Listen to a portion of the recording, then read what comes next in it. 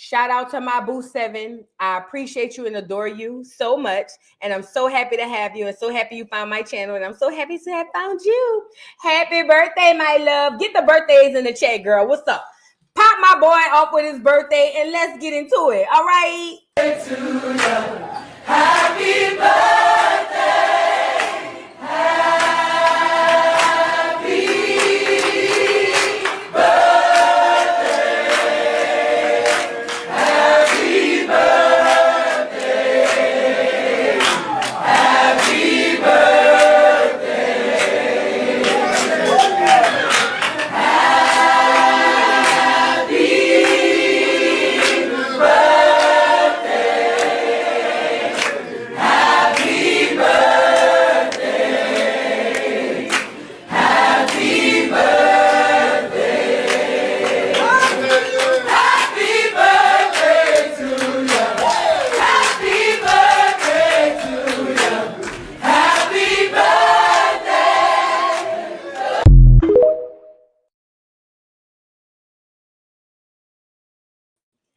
Happy birthday to you.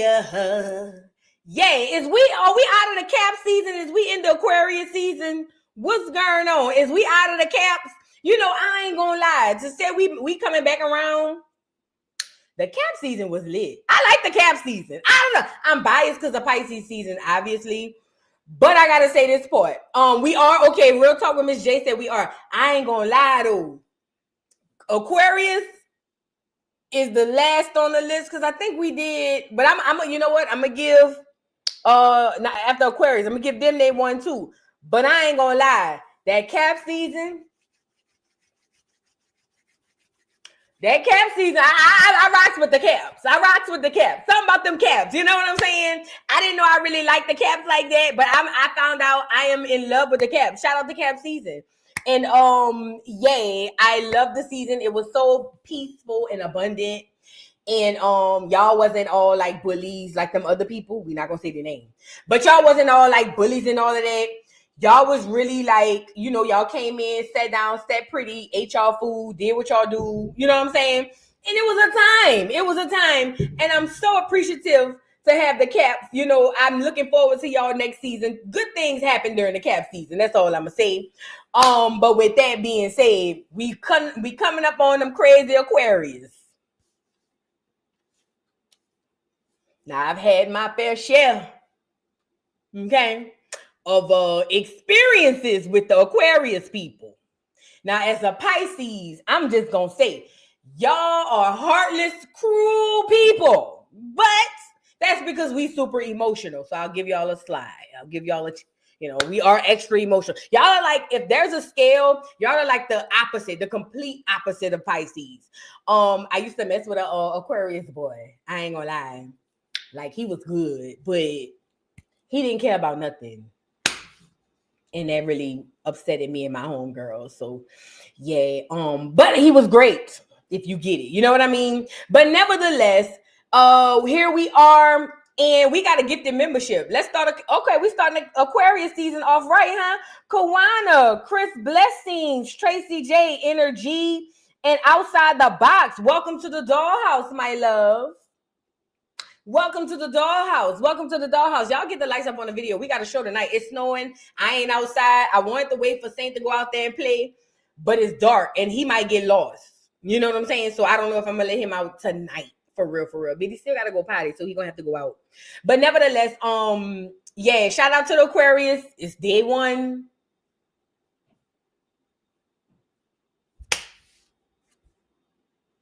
Hey, Aquarius. It's day one. I love y'all down to the ground. I just want y'all to come on in. You know what I'm saying? You know, come on in to the Aquarius. Come on in. We'll see how it goes. We don't know what's going on, but we'll see how it goes. I'm scared for every new season. But the Caps, they really did a good one. They did their big one. The Caps did their big one. You know what I'm saying? They did. Shout out to the Caps. But anyway, yay. Shout out to the Aquarius. It's y'all season, girl. Y'all a little pushy already. I feel bullied. Ooh, you know what I'm saying? Mendices. Ooh, y'all coming in like Mendices, huh? Collateral? The Aquarius coming in like collateral, girl. I'm scared. You know what I'm saying? Like, I don't know what to say. You know, I don't know if I should say this or not say that. I don't know. You know what I'm saying? Y'all coming in like Mendices, so I don't know. But nevertheless, shout out to the Aquarius people, girl. I mean, what else can I say when I'm scared? You know, but yeah. Nevertheless, my late sister was an Aquarius, so I know you guys all so well. And I appreciate each and every one of y'all. Okay, we got more gift memberships. Let's get into it, honey. Let's get into it. She Talk, Angela Jefferson, Miss Hart, Real Talk with Miss J, The Monster, and the Biggest Dundada. Welcome to the Dollhouse. What's up? Welcome to the Dollhouse, and thank you so much, Miss Parker. Thank you for gifting 5 memberships, okay? Thank you. Let's get these super chats. Y'all rolling them up, huh? Y'all rolling them up. Gabrielle Brown, thank you, Gab, for the super chat. Thanks, Gab. Thanks again. She says, hey, boo, I'm on the Miss Gulf Coast. Oh, the Mississippi Gulf Coast, we got snow too. And I love that for y'all. Now, they say that Trump said the new name of the Gulf of Mexico is the Gulf of America. I don't know what that means, but ultimately, I guess would y'all be the Gulf Coast of America and not Mississippi? I don't know. But yeah, I love that for y'all that y'all got some snow. Y'all deserved it. And I love that for y'all. Be careful out there. Be careful. Put some gloves on. But I know people in the South don't have real winter gear. We don't. You know, in the South, our winter gear is a light sweater, maybe a little light jacket, a windbreaker of some sorts or whatever. But for the most part, we don't have no real winter gear. People be outside in their blankets and stuff, and they, you know, in they work boots. That's our winter gear. Because we don't really, especially in New Orleans, we don't get a real winter. So if you see people online and they got on their daddy work boots to play in the snow, stall them out. They ain't never been this cold. So you know what I'm saying? Typically, they don't have to have that type of gear, you know, just ready to go. So if you see somebody, like I say, in some fireman boots from the firefighter people, stall them out. They ain't have nothing else to put on but some flip-flops and maybe a couple of pair of house slippers. So give them a little grace. You know what I'm saying?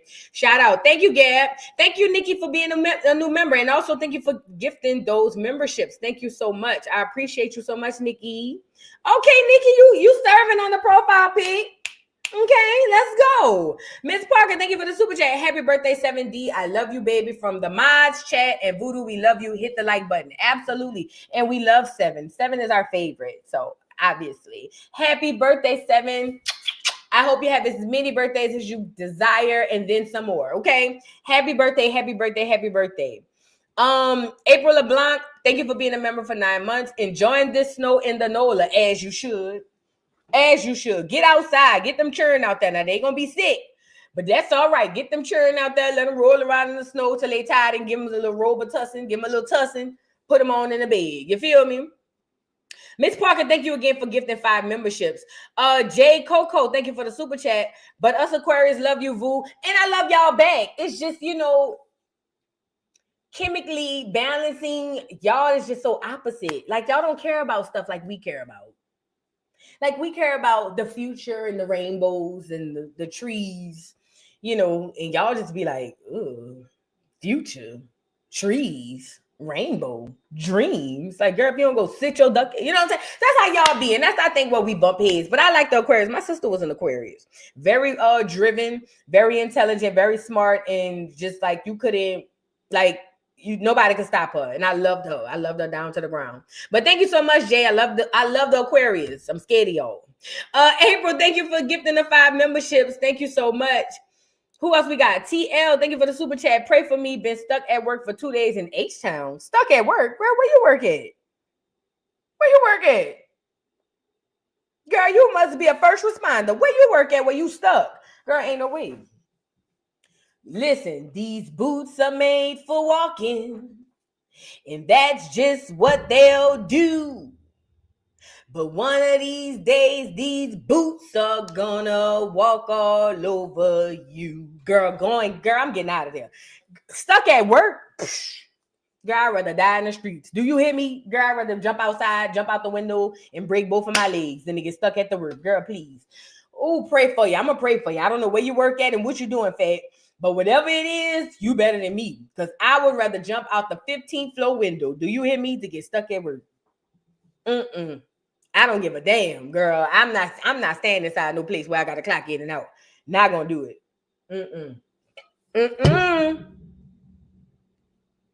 No, ma'am. Y'all keep TL in y'all prayers. Vivi Hustle, thank you for the super chat. It's Viv B. I updated my name. Love you, Voodoo. Love you back. Beautiful. Now, we got a show to get into, y'all. Y'all in here playing. Get the lights up. Y'all ain't got nothing to do, huh? Everybody. Oh, I get it. Everybody inside. Oh, so y'all on the live with me. Let's joke then. Everybody on the live with me because we all inside stuck. I'm here for it. But anyways, you guys, we have a nice little cute little show today.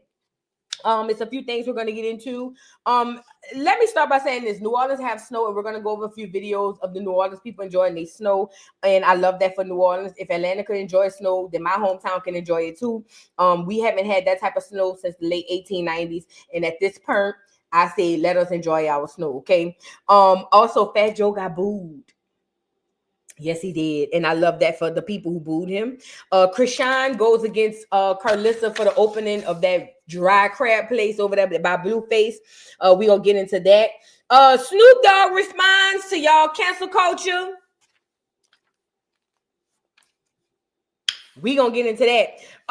Flo apologizes. Now I have Love and Hip Hop Miami coming out this evening, y'all. As soon as I get off of here, I'll do the editing. I've already what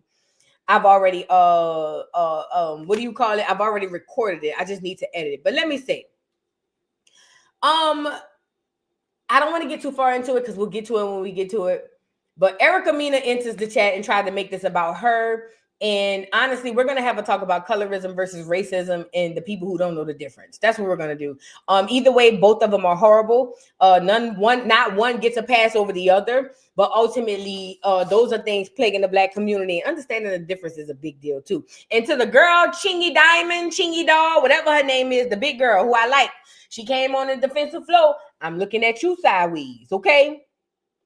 We'll get to it. But I'm looking at you sideways. And in the shade room, has outed themselves on last night. They went down to the TikTok people, to the TikTok party for Trump, talking about journalism. And I've been telling y'all for a long time that those shade room, neighborhood talk, they're psyop, they are government plants. They play like one thing, but they doing a whole nother thing. Y'all don't believe me. But at the end of the day, 2024, I was undefeated. And it seems like in 2025, I'm going undefeated as well. Call me a conspiracy theorist. Call me whatever you want. But I said what I said. And I know what I'm talking about. So shout out to me. Yeah, y'all know how I go. I'm not humble. I'm not going to get on here and be like, I don't want to really revel in it. Yes, I want to revel in it. So with that being said, let's do the pre-shade room dudes for the thing. And y'all know what I'm about to say, right? I mean, y'all got to know what I'm about to say. And if you don't know, you're new to the channel, welcome to the dollhouse. But I'm about to say what I got to say. I told y'all niggas. Y'all thought I was playing, but I told y'all niggas.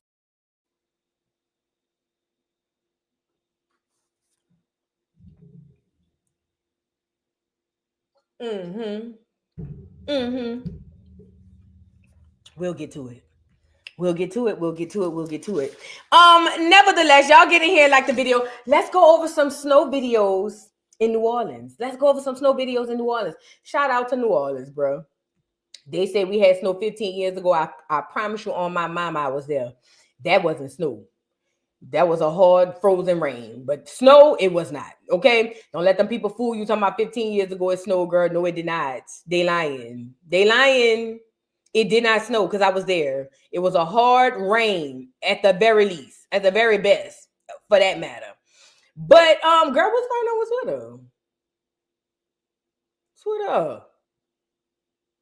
Twitter? Girl, hold on. They say something was going on with the Hold on. Let me just. Girl, Twitter acting funny, huh? Girl, let me check my phone. Twitter, is you on? Twitter, is you okay? Twitter, is you okay? Is you okay, Twitter?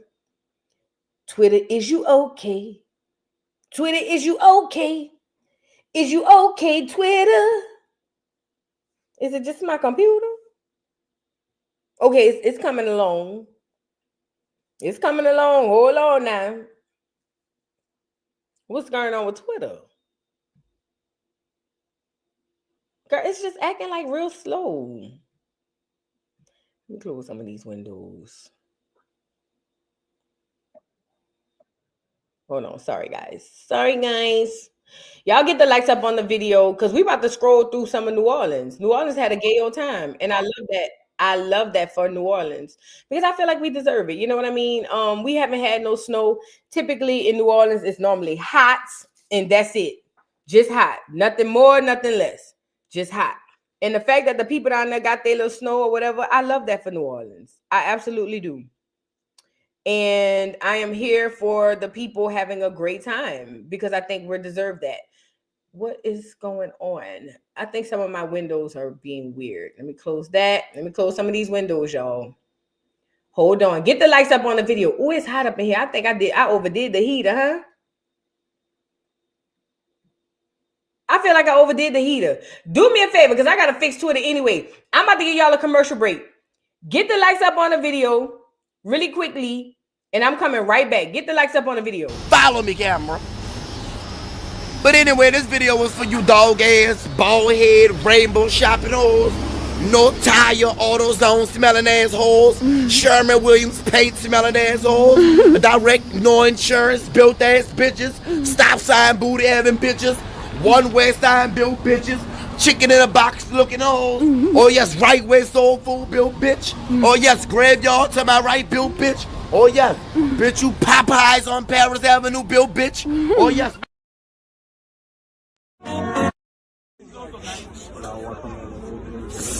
I see dead people.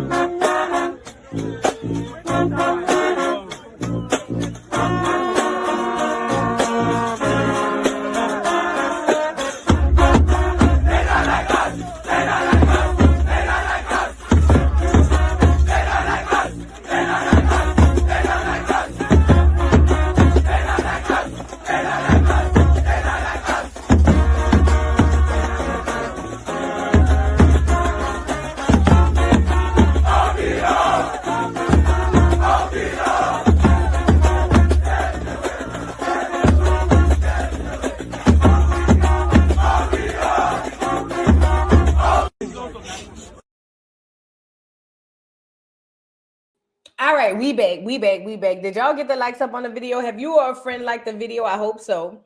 Okay, I think I saw another super chat roll in. You guys get the likes up on the video. Miss Wiley, I'm sorry. Thank you for the super chat. Took a little break, but I'm back and ready to catch up. Yes, come on back, honey. Come on back. Tiffany Willis, thank you for being a member for 5 months. Hey, boo, what's up, Acorn? Get the likes up. Yes, please get the likes up. Like, I just gave y'all a commercial break. Like, it's easy peasy. Tip, thank you for the super chat, Tiffany Willis. She says, Boo, have you ever thought about teaching a class on all of the conspiracies on slavery and about what FBA really is and what our ancestry accomplished, and do it behind a paywall? I'd pay for it. You know what's crazy? I have thought about that. I know when I get to talking about certain things, people get to being like, oh, here she go, going over the board and all that stuff. But people don't understand that they label things conspiracies for a reason because they don't want you to investigate. But ultimately, a lot of conspiracies are either based on truth or absolutely true. And yes, I have thought about that because there are a lot of conspiracies surrounding slavery and FBA as far as who we are, Black Americans and stuff like that. I might do something members only like that on my other channel because I feel like that'll be more appreciated over there. But yeah, I definitely would do something like that without a doubt. But thank you for the suggestion because I thought about it before, but it slipped my mind. Y'all get the likes up on the video. So now we're going to go here. New Orleans has seen its first large lump sum of snow since I want to say like 1896 or something. Just for your FYI, it says we're at 7 inches of snow. This was 3 hours ago. 7 inches of snow, and that's the highest snow we've had since 1895. Yes. And in 1895, it was 8.2 inches. Now, I was talking on the phone with my daddy, and my daddy had said that it had been snowing last night. My baby told me that too, that it started last night and that it was snowing during the day. Okay. So my daddy was like being a truck driver going through snow. He was just like, all right, midday. He was like, I hope that this is enough, because if it gets too much, it's going to get crazy. He was like, this is enough for us. And honestly, that is the most snow, in my opinion, I know for my lifetime I've ever seen. Okay. And at the end of the day, you just saw the stats. They say since 1895. Definitely HARP, but you gotta, if you know, you know. Definitely HARP, But if you know, you know. But I'm saying all that to say, thank you, Vivi Hustle, for the super chat. Hell, I would even pay for research docs/notes. I got you, my love. I got you. And Chocolate Bunny, thank you for the super chat. Please hit the like, dog. I'm sorry. Hit the like, please, dolls and dons. Please hit the like, y'all. All right, so I'm saying all that to say 7 inches in New Orleans, that's huge. Now, it didn't start snowing out here till like 2:45. They got it last night. And this is what I want to know. How the snow form over the warmest water surrounding America? This is a real question. The Gulf of Mexico is the warmest body of water surrounding the whole United States. Or North America for that matter. And normally this is where the hurricanes go to stew because the water is so warm. But for some odd reason, we get snow over the Gulf. If y'all don't think that that's crazy, then cool. But I'm just say for me, I ain't never made no snow cone in the oven.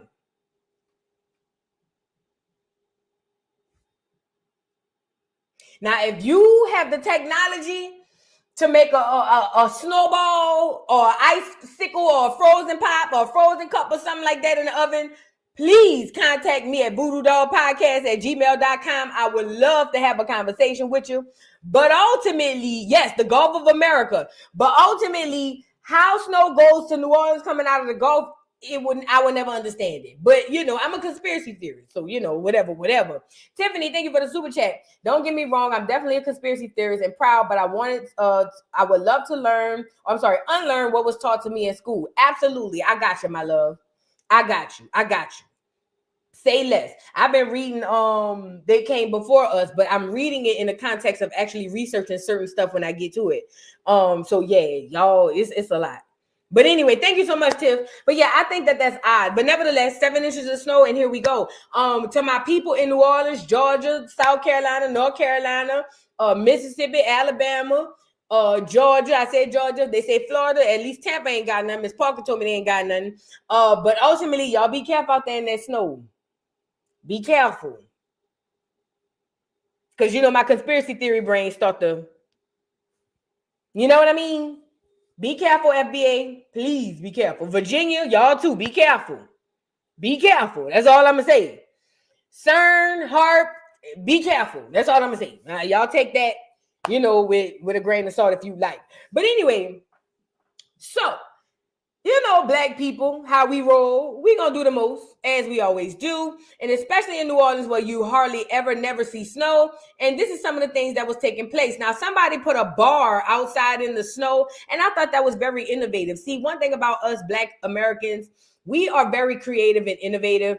And we decide, you know, instead of having to go back and forth to the deep freezer, why would we do that? Pile up some snow, put the liquor in the snow, keep the liquor cold, because I like mine cold too. You know what I'm saying? But ultimately, it's a win-win. And we can all be outside with them churn, let the churn go out there. Build snowman, you get your liquor on, you know what I'm saying? And that's what happened down here in New Orleans. And you know, one thing about New Orleans, everything is surrounded by a drink. So let's get into some of the activities my New Orleanians, not the NOLA, the New Orleanians were doing down in New Orleans. Shout out. Period. Oh! Come on. Period. Santa ain't got shit on y'all. Mm-hmm. Make me right? Mm-hmm. Oh! Y'all take a picture. I'm doing a video. Take a picture. Y'all get take a picture. Take a picture. I'm doing a video. All right. 1, 2, 3. Yeah, love y'all. Thank y'all so much. I love y'all. Thank you. Damn, I can't feel my hands. You gotta put them in your. Oh, you got gloves. Who and I got on rubber gloves? Damn. I've been outside the this morning. I love it. I couldn't believe this shit. This morning. This shit is so unbelievable. Yes, indeed. Ah! Ah! Let's go. Okay. Period. Period. Oh, yeah, yeah. It's been a bow Girl, wait. on the trail ride. Let's go back to the barn tonight. Gonna have a little fun tonight. Oh, me? What happened? Man, I don't care what nobody say. Even though I have my own little concerns, I love to see my people having a good time, bro. I don't care what nobody say. I love seeing my people genuinely happy and having a good time. And guess what? If they outside line dancing, drinking, and whatever the case may be, even the boy who was over there doing the Michael Jackson dance, where he get the snow glasses from, I don't know. But anyway, I love this for us. I love this for us. Some YouTube users said, please don't tell me your girl had on Crocs. I told you we don't have real cold weather gear in the South, baby. It don't get this cold down here. So yeah, you might see us outside in some flip-flops. We don't have that type of gear. We don't have that type of gear. Who and I got on rubber gloves? Damn. I've been outside this morning. I love it. I couldn't believe this shit. This shit is so unbelievable. Yes, indeed. Girl, what's the you can hear him. Girl, look. Let's go. Okay. Period. Period. Oh, yeah, yeah. It's been a bow on the trail ride. Let's go back to the barn tonight. Gonna have a little fun tonight. Oh, me? I love that for us. The only thing I request to my people is make some paper copies, some actual copies of these photos, because digital, they could go somewhere and you'll never be able to replace it. Make some, go down to the Walgreens, girl. Do they still do that?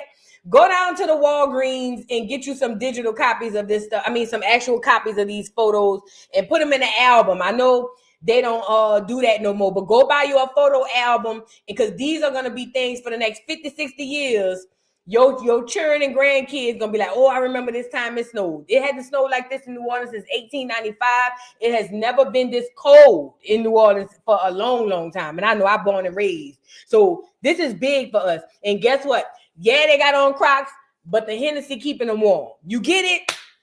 The Hennessy keeping them warm. I love that for us. I love to see us happy. I really do. I really, really do. Girl, I hope the crime rate went down. Look at this girl. Hold on. I'm gonna go, bitch, I have mesothelioma on my dude. New Orleans people crazy, bro. Hold on. Look at this lady. Bitch, I'm in Alaska. Bitch, I'm a husky. That's a man. I'm gonna go, bitch, I have mesothelioma. I do that. Them she coast ain't gonna weather this storm, bitch. Elsa burnt up. She ain't coming to New Orleans. Bitch, it's rolling. But be careful. I'm in a 7 ward, bitch. I heard they got snow bullets and everything. Lord have mercy. This is beautiful, bitch. First hay roll in the snow, bitch. I'm a legend. In the 7 ward, let it snow. You gotta let it go. Let it snow. You gotta let it go. Ho. Bitch, I bring onto a verse. Call my Cal. This is really beautiful. Bitch, I just want to get on all fours and run like a husky, bitch. Ooh. Wait, it was so many jokes in here that I couldn't keep it all. I couldn't track them all. Girl, why he said I heard they got snow bullets.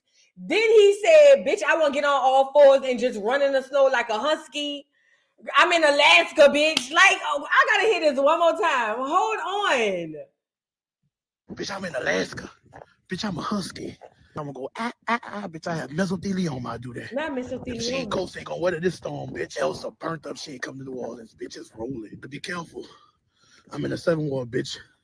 I heard they got snow bullets and everything. Lord have mercy. This is beautiful, bitch. First hay roll in the snow, bitch. I'm a legend. In the 7 ward, let it snow. You gotta let it go. Let it snow. You gotta let it go. Ho. Bitch, I bring onto a verse. Call my Cal. This is really beautiful. Yeah, Bitch, I need to get on all fours and run like a husky, bitch. Ooh, bitch, I'm in the last. I absolutely adore us. I don't care what nobody say. Listen, I absolutely adore us. I don't care where we at. I adore us. I don't care. I adore us. I adore us. I love this. He said, first head roll in the snow, bitch. Shout out. Come on, Michael. All right. Let's go, Michael. Look, he said, call Michael. Hold on. I got another one to show y'all. Hold on. New Orleans is different. Oh, let me show y'all some of these pictures. So, did I go up too high? Hold on, y'all. This is crazy. Y'all had to be here. And I'm not even there. But I just love my people enjoying themselves. So look, here are some photos. Load up, load up, load up, load up. This is downtown, Bourbon Street area, okay? Downtown, French Quarter. I'm pretty sure, I know I've never seen this in my lifetime. And I'm 41. Never seen this. Like I say, they say it was 1895 since they had snow this big, right? Hold on. We also have, why is it taking so long to load everything? Like, come on, my love. I guess it's taking forever. But they say it was since 1895 since they had snow this big or whatever. Whatever the case may be, people are having a great time. And I know Negroes couldn't wait to do a fight.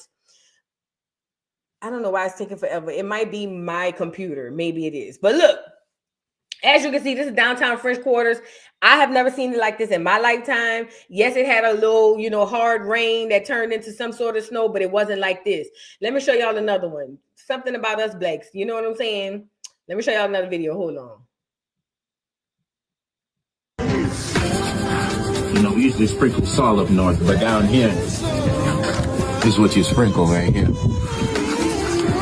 Wait, not the Creole seasoning. He said y'all sprinkle salt up north, but down here, this is what we sprinkle. And he putting Creole seasoning on the doggone Snoop.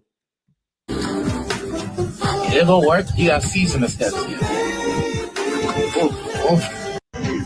I cannot. And I ain't gonna lie. If that was my house and he got my Creole seasoning out there, sprinkling on a goddamn poach, I'ma kick him in his ass. Nigga, don't you sprinkle my good seasoning out there on no poach, and I'm in here gotta cook for all these churn. You know what I'm saying? I'm just saying, I'm thinking as the woman of the house. I wish I would go outside and see you sprinkling my Tony Thatcheries or my doggone Creole seasoning down on the ground, because you talking about how they do it up north. Boy, I kick you down all four of them stairs. Don't play with no meat. Now what these churn gonna eat? You see what I'm saying? Because we don't cook without no seasoning. Ain't no food without no seasoning. So yeah, Atomic said, but does it work? It might, child. It might. I don't know. We'll check back in and see what he say. I don't know, girl. New Orleans is cutting up. One more video, and then this the boy doing the snow fight. Now this boy at work. Sir, is you on your lunch break in the middle of the French Quarters by the Hard Rock Cafe having a snow fight? Sir, is you at work? Yeah, he at work. I can tell by his uniform. He told them people he want to go outside and smoke a cigarette, and he out there playing in the snow.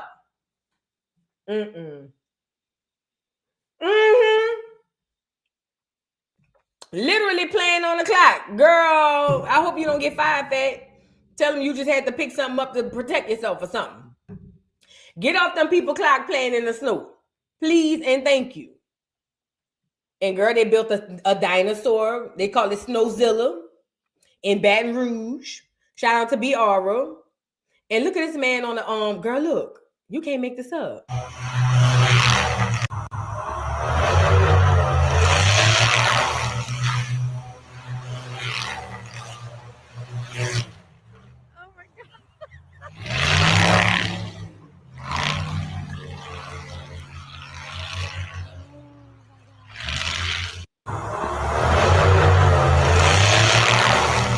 Let the record reflect this is a clear man.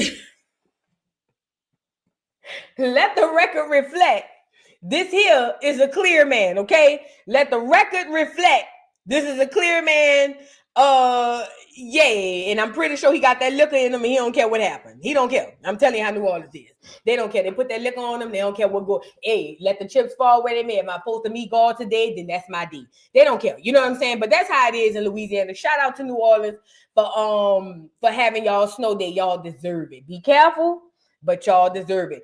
Take pictures, but go and get the pictures printed and get you a photo album. Your churn and grandchurn gonna love to see this, okay? Shout out to the churn. You know what I'm saying? Look at my daddy talking about, oh yeah, I gotta get the chimneys ready. Because you know, in New Orleans, you don't need no chimneys. But my daddy don't stay in New Orleans, he's on the outskirts. And he said he gotta get the chimneys ready. He said, because if he knew, he would have had the chimneys ready. Yeah. Shout out. But anyways, nevertheless, let's get into the show. Shout out to everybody in the building. Y'all get the likes up on the video, please, and thank you. And we got a cute little show to get into.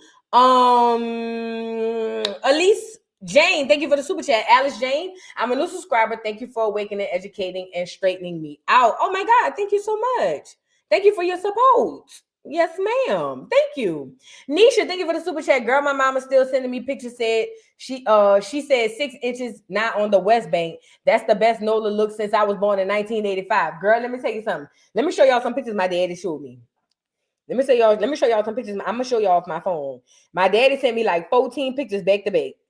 Now I ain't gonna lie. I asked him to let me see, but I didn't know he was gonna send all of this. Let me show y'all some pictures. Is my daddy in one of these pictures? Is this my daddy? I don't know if this is my daddy or my nephew. That's my daddy. Let me show y'all my daddy. Hold on. Let me see if y'all can see. Let me know if y'all can see this. Y'all see that? That's my daddy, y'all. That's Daddy Boo. In the snow. I love my daddy. Yeah. He sent me all these pictures showing that he outside in the snow. He sent me videos talking about how deep it is or whatever the case may be. But that's my daddy waving, saying, hey, y'all. So that's my daddy. Yay. He outside in the snow, girl. I called my mama. My mama said, girl, I'm inside. I don't know what they doing out there. As you should. My niece and nephews outside acting a fool, girl. Let them go. Danielle with the 3 grandkids. Thank you for being a member for 9 months. Boo, ain't no place like home. We the ish. Absolutely. You better let them know. Shout out to the New Orleans. The New Orleans. Yes, New Orleans. Vivi, thank you so much for becoming a new member and welcome to the dollhouse. Now let's get into the show, y'all. Let's get into the show. Let's start off with the shade room because how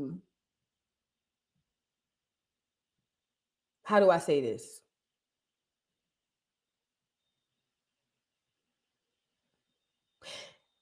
I told y'all niggas. I told y'all niggas. Y'all thought I was playing, but I told y'all niggas. And I did. Shout out to me. Let me start that first. Shout out to me, not you. Me. So I have been telling y'all for scolds and blows that the shade room is a psyop. I said I believe that the shade room is a bunch of, I know the shade room is a bunch of foreigners with the hard ERs that's running this page, that's over there gaslighting Black America. I also told y'all that I believe they're government agents. I told y'all a whole slew of things about what I believe about the shade room. And also the neighborhood talk. Don't want to leave them out neither, or whatever the case may be. And you know, a lot of y'all was just like, oh, but Voodoo, you're always overdoing it. It's not that big of a deal, Voodoo. Oh my God, it's not that big of a deal. And I told y'all what the shade room does is what they do. They basically get out here, post stuff to make you all in your feelings. All in your feelings is what they do.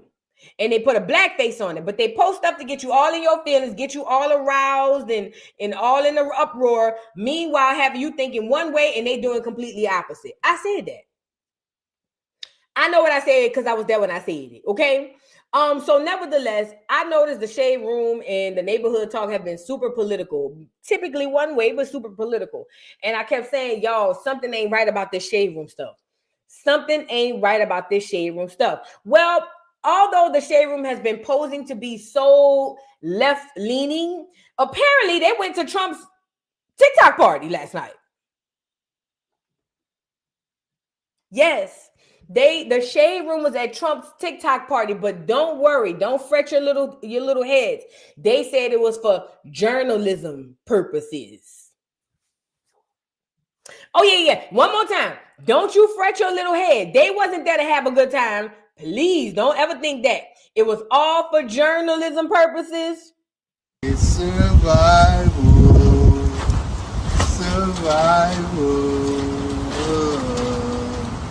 I guess somebody lied. Smells like somebody lied.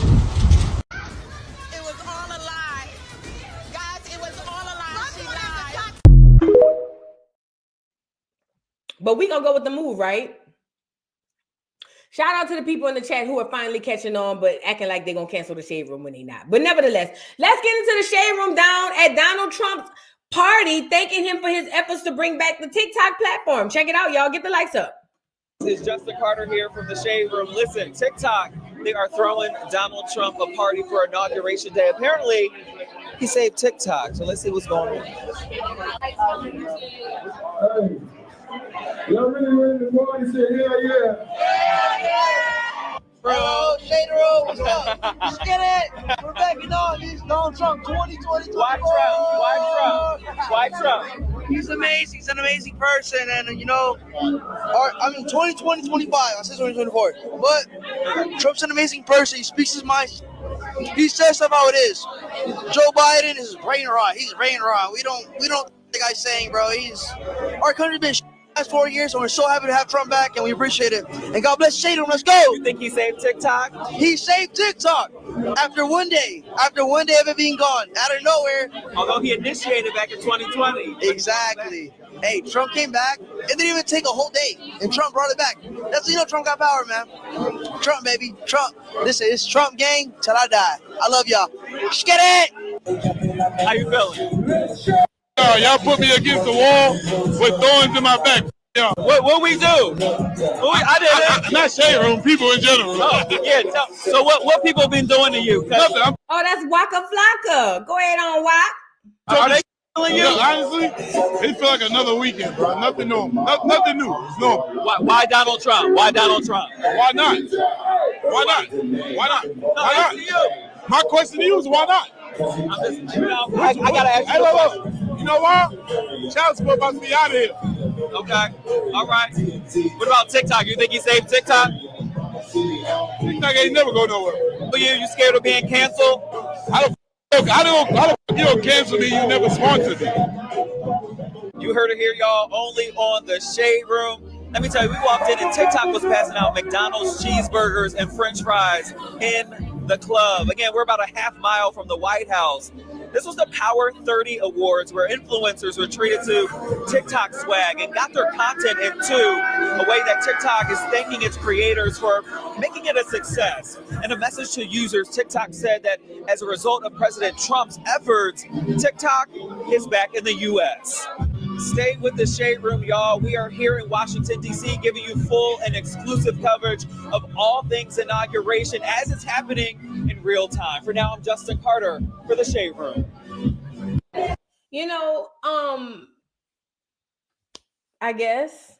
Oh, y'all ain't heard about the child support rumor. I don't know if this is true, but the rumor is the new child support law states that if you get tax-free child support, you don't get the earned income credit for your children at the end of the year, allegedly. I have not looked into this. This is what I heard. I heard that the new child support law is if you get tax-free child support, you don't get EIC, not EIC, you don't get the break for your child at the end of the year. But if you don't get the child support, then you get the break at the end of the year for the kid. I don't know if this fact, I haven't done any research. So that's what I heard. I don't know if that's, I don't know if it's true or not. I'll have to do some research and come back with y'all tomorrow on the Joes and we'll discuss it. But ultimately, that's what I heard about the new child support law. That's why he was like, oh, it's a good day for child support. So with that being said, this is the thing that I have with TikTok. And it's the same thing I told y'all about Snoop, Nelly, and all these other celebrities. People having a difference of choice should not be the issue. I think that anybody who thinks that having a different political, religious, or any sort of choice makes them automatically the enemy. I think that person who believes that somebody who thinks differently from them, I think that they are automatically the problem. In my opinion, that's just me. I don't expect everybody to think exactly like me. I don't expect everybody to agree with literally everything that I say, especially on stuff as serious as religion, politics, and stuff like that. I just think that's unhealthy, in my opinion, but it's just my humble opinion. So why are we here? My problem with Snoop and all these other characters in the Shade Room and all these other people is they are telling you one thing, but doing the complete opposite on the back end. But you will never see it because all they do is put up a front, right?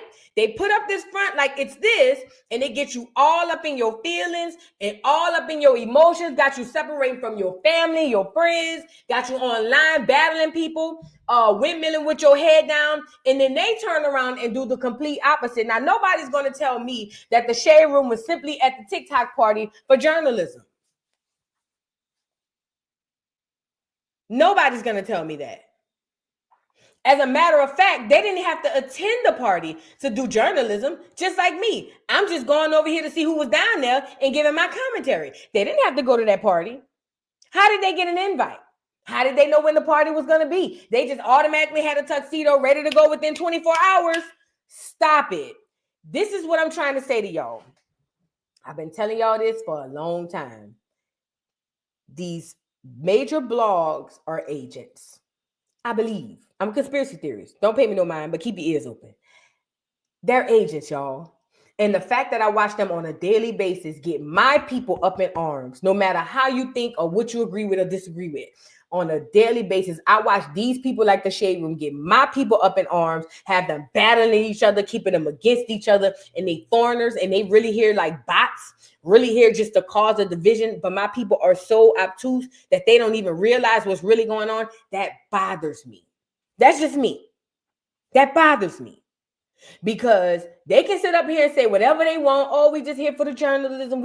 And black people, black Americans get under the comments and play like they gonna cancel them because they're not. I think that it's not a problem with canceling them. It's having that same energy all the way around the board. We talked about it yesterday, or was it the day before? Them trying to cancel Ashanti. That was wrong. That lady didn't do nothing.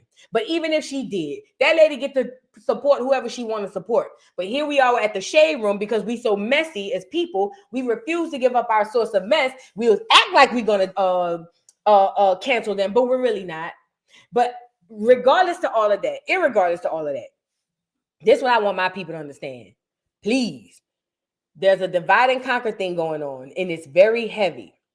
These people who y'all are following, they're putting on a mask. Y'all ever watch Scooby-Doo? On Scooby-Doo, it's a whole lot of thieving and robbing and all type of stuff, unaliving going on throughout the show. And at the very end of the show, they find the perpetrator and they pull the mask and they realize it's somebody they know. That's who these agents are. The Shade Room can't be trusted. The neighborhood talk can't be trusted. On site can't be trusted. World Star Hip Hop. None of those people can be trusted. They are all here to divide and conquer. Only thing I'm asking my people to do is at least at some point have your own independent thought. Okay? And with that being said, keep the same energy. Because if you're gonna cancel Ashanti and she never even performed at Trump's inauguration, then the Shade Room should have lost 1 million subscribers between last night and tonight. But that's the double talk that we like to do. See, we want to go out in droves and go viral about talking about canceling Ashanti, a FBA woman who ain't had nothing to do with nothing. Her husband decided he wanted to go over there and perform. That's between her husband and them people. But we want to come together, band together, and say, oh, well, she got to go. But the Shade Room go to the party, and it's all like, oh, I knew there was a psyop, but I'm not going to cancel him, though. That's a problem. That's a real problem. That's a major problem. And you know what that tells me? People who about their causes, you ain't really about that. And that's why nobody takes you serious. Not even the people who you think are your supporters or the people you support. They don't even take you serious because they know you're so fickle. They know today you love them, tomorrow you'll drag them down to the ground. So with that being said, like I just asked my people, that's all I'm asking. Number one, have your own thoughts when it comes to certain things. If it's good for the goose, it's good for the duck.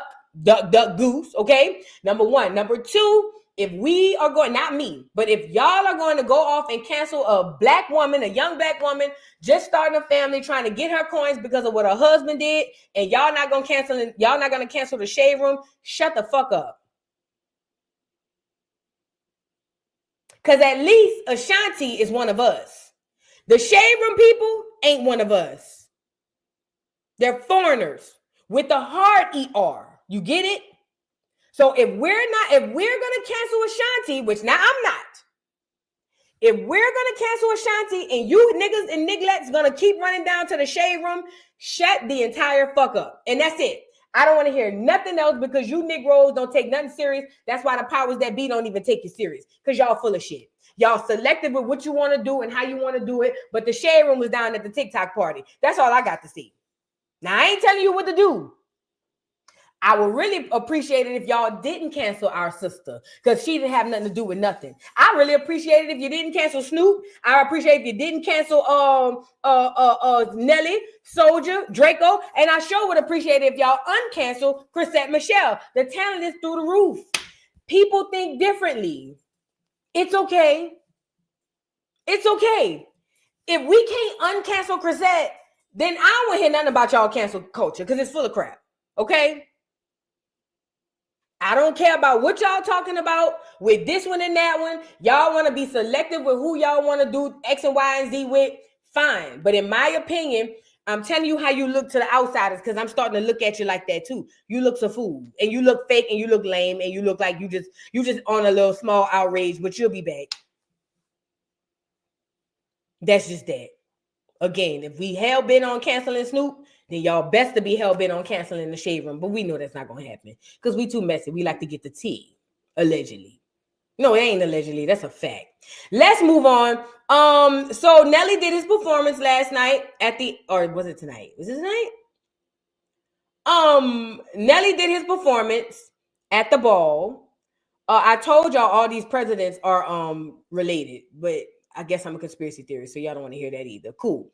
But nevertheless, Nelly did his performance at the inauguration or whatever it was, and it looked like he had a good time. I think the biggest problem with Nelly is Nelly was acting like it wasn't what it was. I think that's the biggest problem. Wait, really quickly. Can I say this?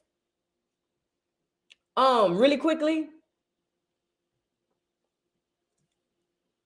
Say what you want. That outfit ate. The Carmen Sandiego brim with the, see, now I got boobs, so my top wouldn't just go straight like that. But that outfit Melania got on, that ate. I don't care how you feel. I'm talking about the outfit, not the bitch. You know what I'm saying? I'm talking about the outfit, not the bitch. That outfit ate. Literally, that outfit, it scraped the bowl. And that's just that on that. Now, again, it probably wouldn't look like that on me because the way my boobs is set up, it'll have a hump here. And the way my hips and all that set up, it'll have a hump there. You know what I mean? So you got to be a stick figure to wear this type of stuff. But baby, the hat, how clean, that bitch ate. That bitch ate. I ain't gonna lie. That bitch ate. And she ate. I like that outfit. Now let's move on. I don't want to spend too much time on Melania. She already give resting bitch face without the rest of the bitch. You know what I'm saying? So we gonna move on. But that outfit ate. I just wanted to add that part. I saw that. My old man was watching the inauguration. I said, "What you watching it for?" Hell, I ain't even watch it. But I saw him down there watching it or whatever. And I told him, I said, "Shit." Yeah, I was like, I ain't even watching it, but I happened to look back and see Melania standing up with that outfit. I said, go ahead on, fat. Go ahead on. You know what I'm saying? Fashion is fashion. I don't give a damn who wearing it. Fashion is that fashion. Yes. I said, go ahead on, fat. But look at Nelly talking about more on his inaugural ball stuff. Look.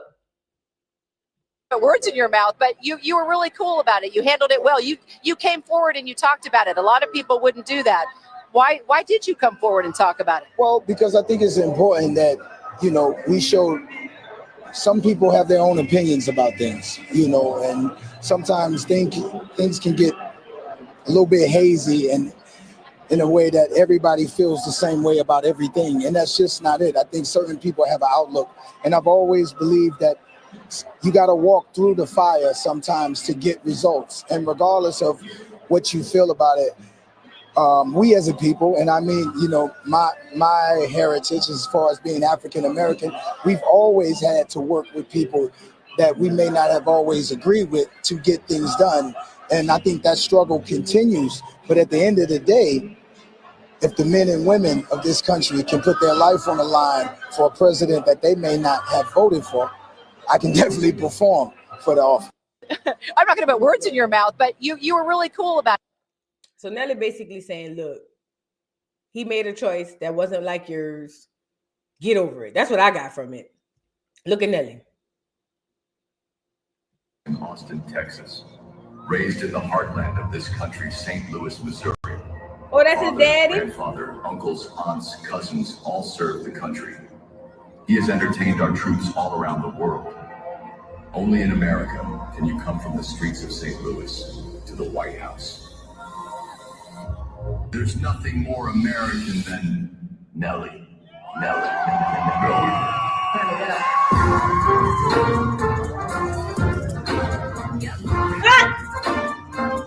Nelly, you got to stop, Nelly. Not with the Secret Service. Hearts go out to those affected by the LA fires. Thank you. 3, 2, 1, turn. Bill Gates, Donald Trump. Hold y'all.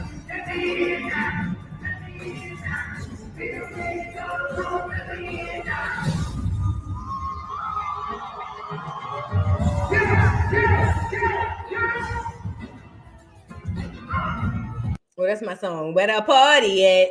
But that's Nelly performing his hits or whatever for the people. Listen, I don't give a damn what Nelly do. I don't give a damn what Snoop do. I think the only problem I have with people is the people who lead my people wrong. That's all. But anyway, at the end of the day, y'all gonna do what y'all want to do. Y'all gonna do what y'all want to do, and I'm here for it. I just feel like if it won't be taken seriously by us or nobody else until we have a united front and really have a standard. If the standard's not set, we're just gonna be looking stupid, and they know that. The people, the powers that be, they know that. So we got to pick a side, okay? Shout out to FBA. Please get the likes up on the video. Please, please, please get the likes up on the video. Now, I wanted to go with Snoop Dogg. So Snoop Dogg responded to a lot of the backlash. Hold on, let me get him up here. So Snoop Dogg responded about what had been going on with people feeling some type of way about him dealing with Trump. Let me tell you something. People not mad at Snoop Dogg for necessarily performing for Trump per se. You want to know why people really are upset with Snoop? Because Snoop was one of those deceitful MFers who played in our face, not mine really, but I'm going to say ours because I'm black, who played in our face and acted one way and did something completely different. This is why people really mad at Snoop. It ain't got nothing to do. Well, I ain't gonna say it got nothing to do, because it do. It does have something to do with Snoop performing, but it was the performance before the performing that he did that have people really in an uproar. And these are the people y'all need to be canceling, in my opinion. Not just your random everyday person who supports somebody different. People who willfully deceive you like this. Check it out. So ain't nobody gonna perform for Donald Trump, huh? Which one of you jigaboo ass niggas gonna be the first one to do it? I'm waiting. I'm gonna roast the fuck out one of you Uncle Tom ass niggas for doing it. Which one of you niggas gonna do it first? Osby's the one that performs for himself. About noon, just thought that I had to be in Compton. So again, I guess I'm a type of person where I don't like being blindsided and I don't like being finagled or finessed. So the finesse is enough for me. Screw the actual thing. It's the finesse for me. I'm not, for me, for me. Don't lie to me, especially don't volunteer lie that I didn't even ask you. Don't volunteer lie to me to get me to think in one way and you doing something completely different. Because now I feel like you purposely are trying to lead me astray. That's just me. But people like him, now if y'all were on board to cancel him, that's literally an act of treason what he's doing. Okay. But ultimately, Again, he understands that y'all don't pay his bills no more. He done went over by Martha Stewart and he don't have to deal with the Negroes. He don't. He literally don't. Black people do not pay Snoop's bills. So Snoop really ain't really tripping on how y'all feel. Plus, he's rich. Okay? Snoop Dogg is rich. He don't give a damn about what y'all talking about. He's not going to have to deal with y'all on a real level for real. He's just not. And he knows that. He had did this response. I wish I could find it. I want to say it was on site or something like that. But basically he was playing oh, here you go. Is this it? Hold on. Is this it? Oh, this is another one of him leading y'all astray. And y'all need to see this. Y'all need to see this. Look at him. Look at Snoop. Hold on. Get the lights up.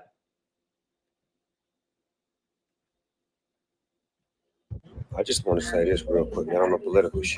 Oh no, this all you people. This is a new one. I think this is recent. Hold on. For the federal government that got not getting paid right now, ain't no fucking way in the world y'all can vote for Donald Trump when he come back up again. If y'all do vote for him, y'all some stupid motherfuckers. I'm saying that to y'all early.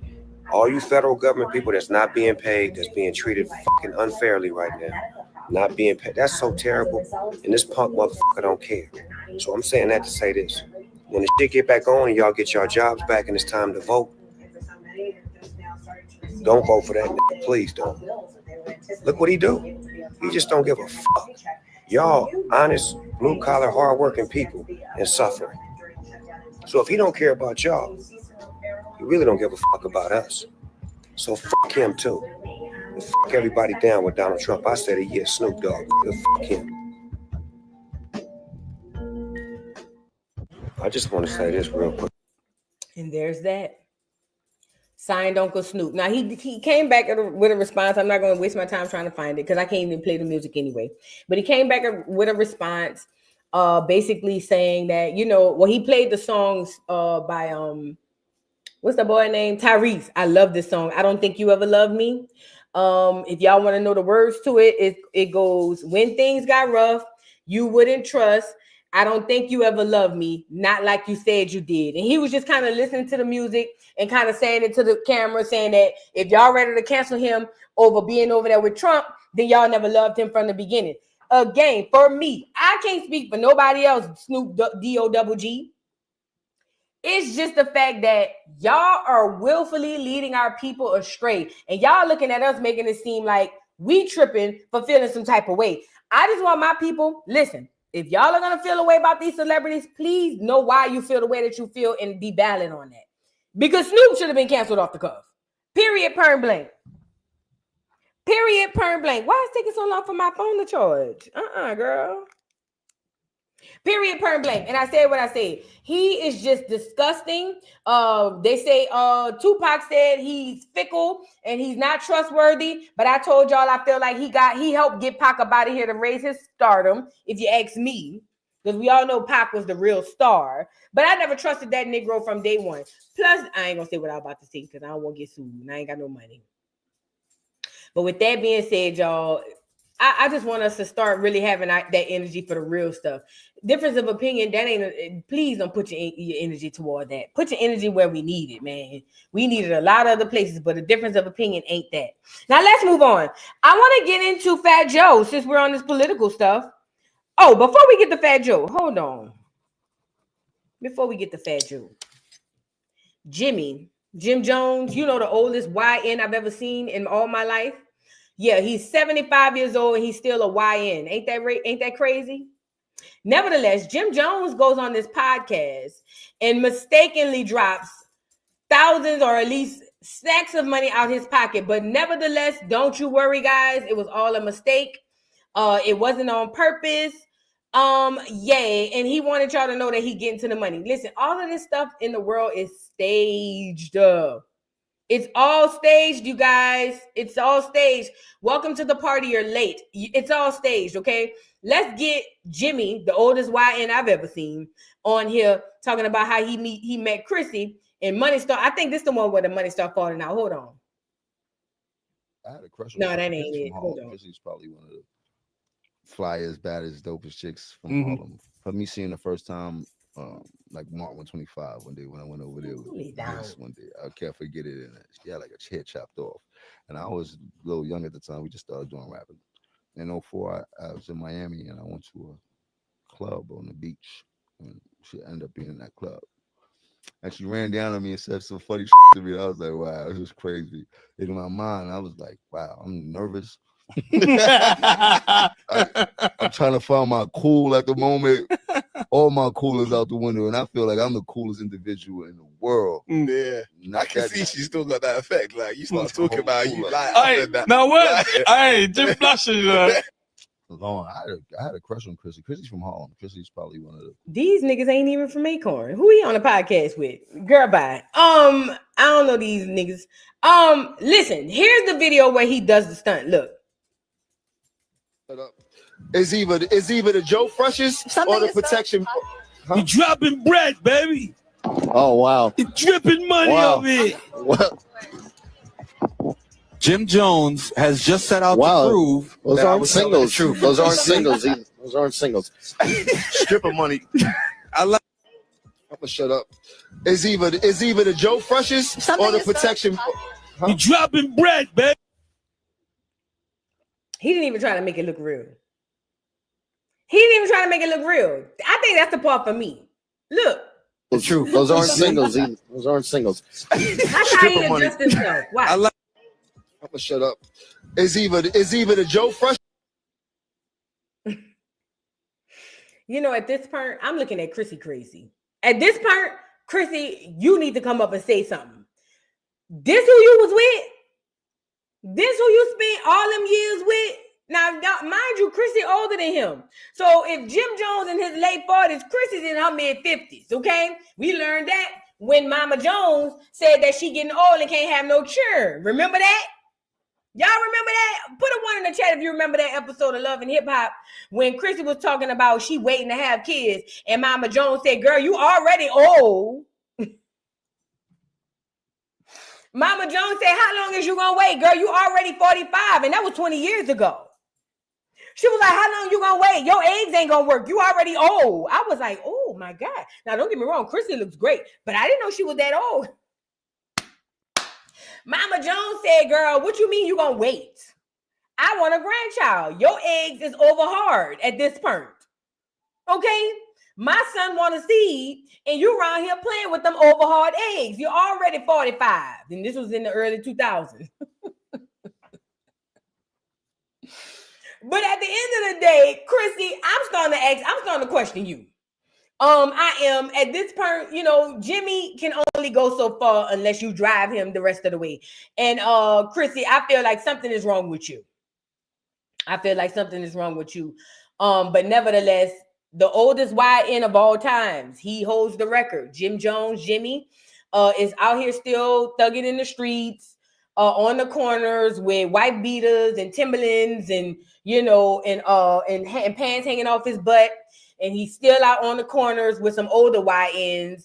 But the oldest one that we can jot down in our Black history, I hope we talk about him for Black History Month, as the oldest YN of all time. But the oldest YN, it goes to Jimmy Jones and his stunting ass over there adjusting himself to drop out some probably prop money or something like that. And it's giving desperation tease. It's giving you too old for this. It's giving boy bye. It's giving somebody lock this nigga up. But I think he a fed, so it don't matter. I don't think he could get locked up.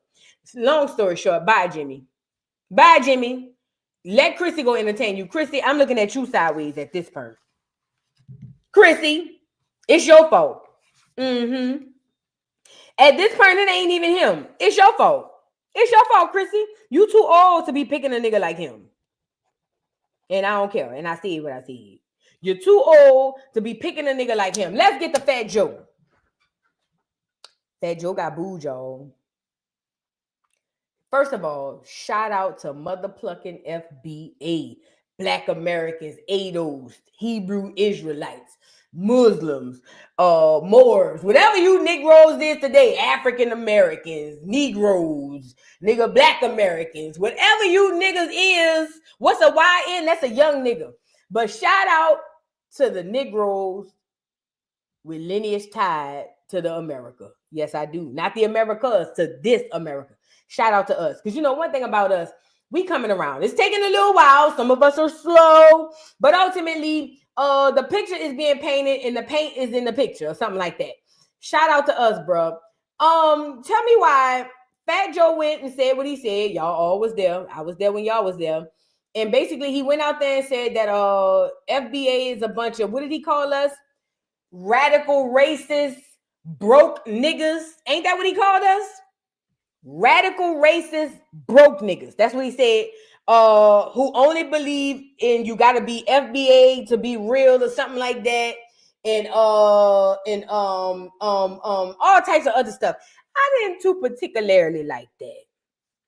Furthermore, the fact that the part that got me the most being from the deep south is this clear man sitting on the couch calling us niggas.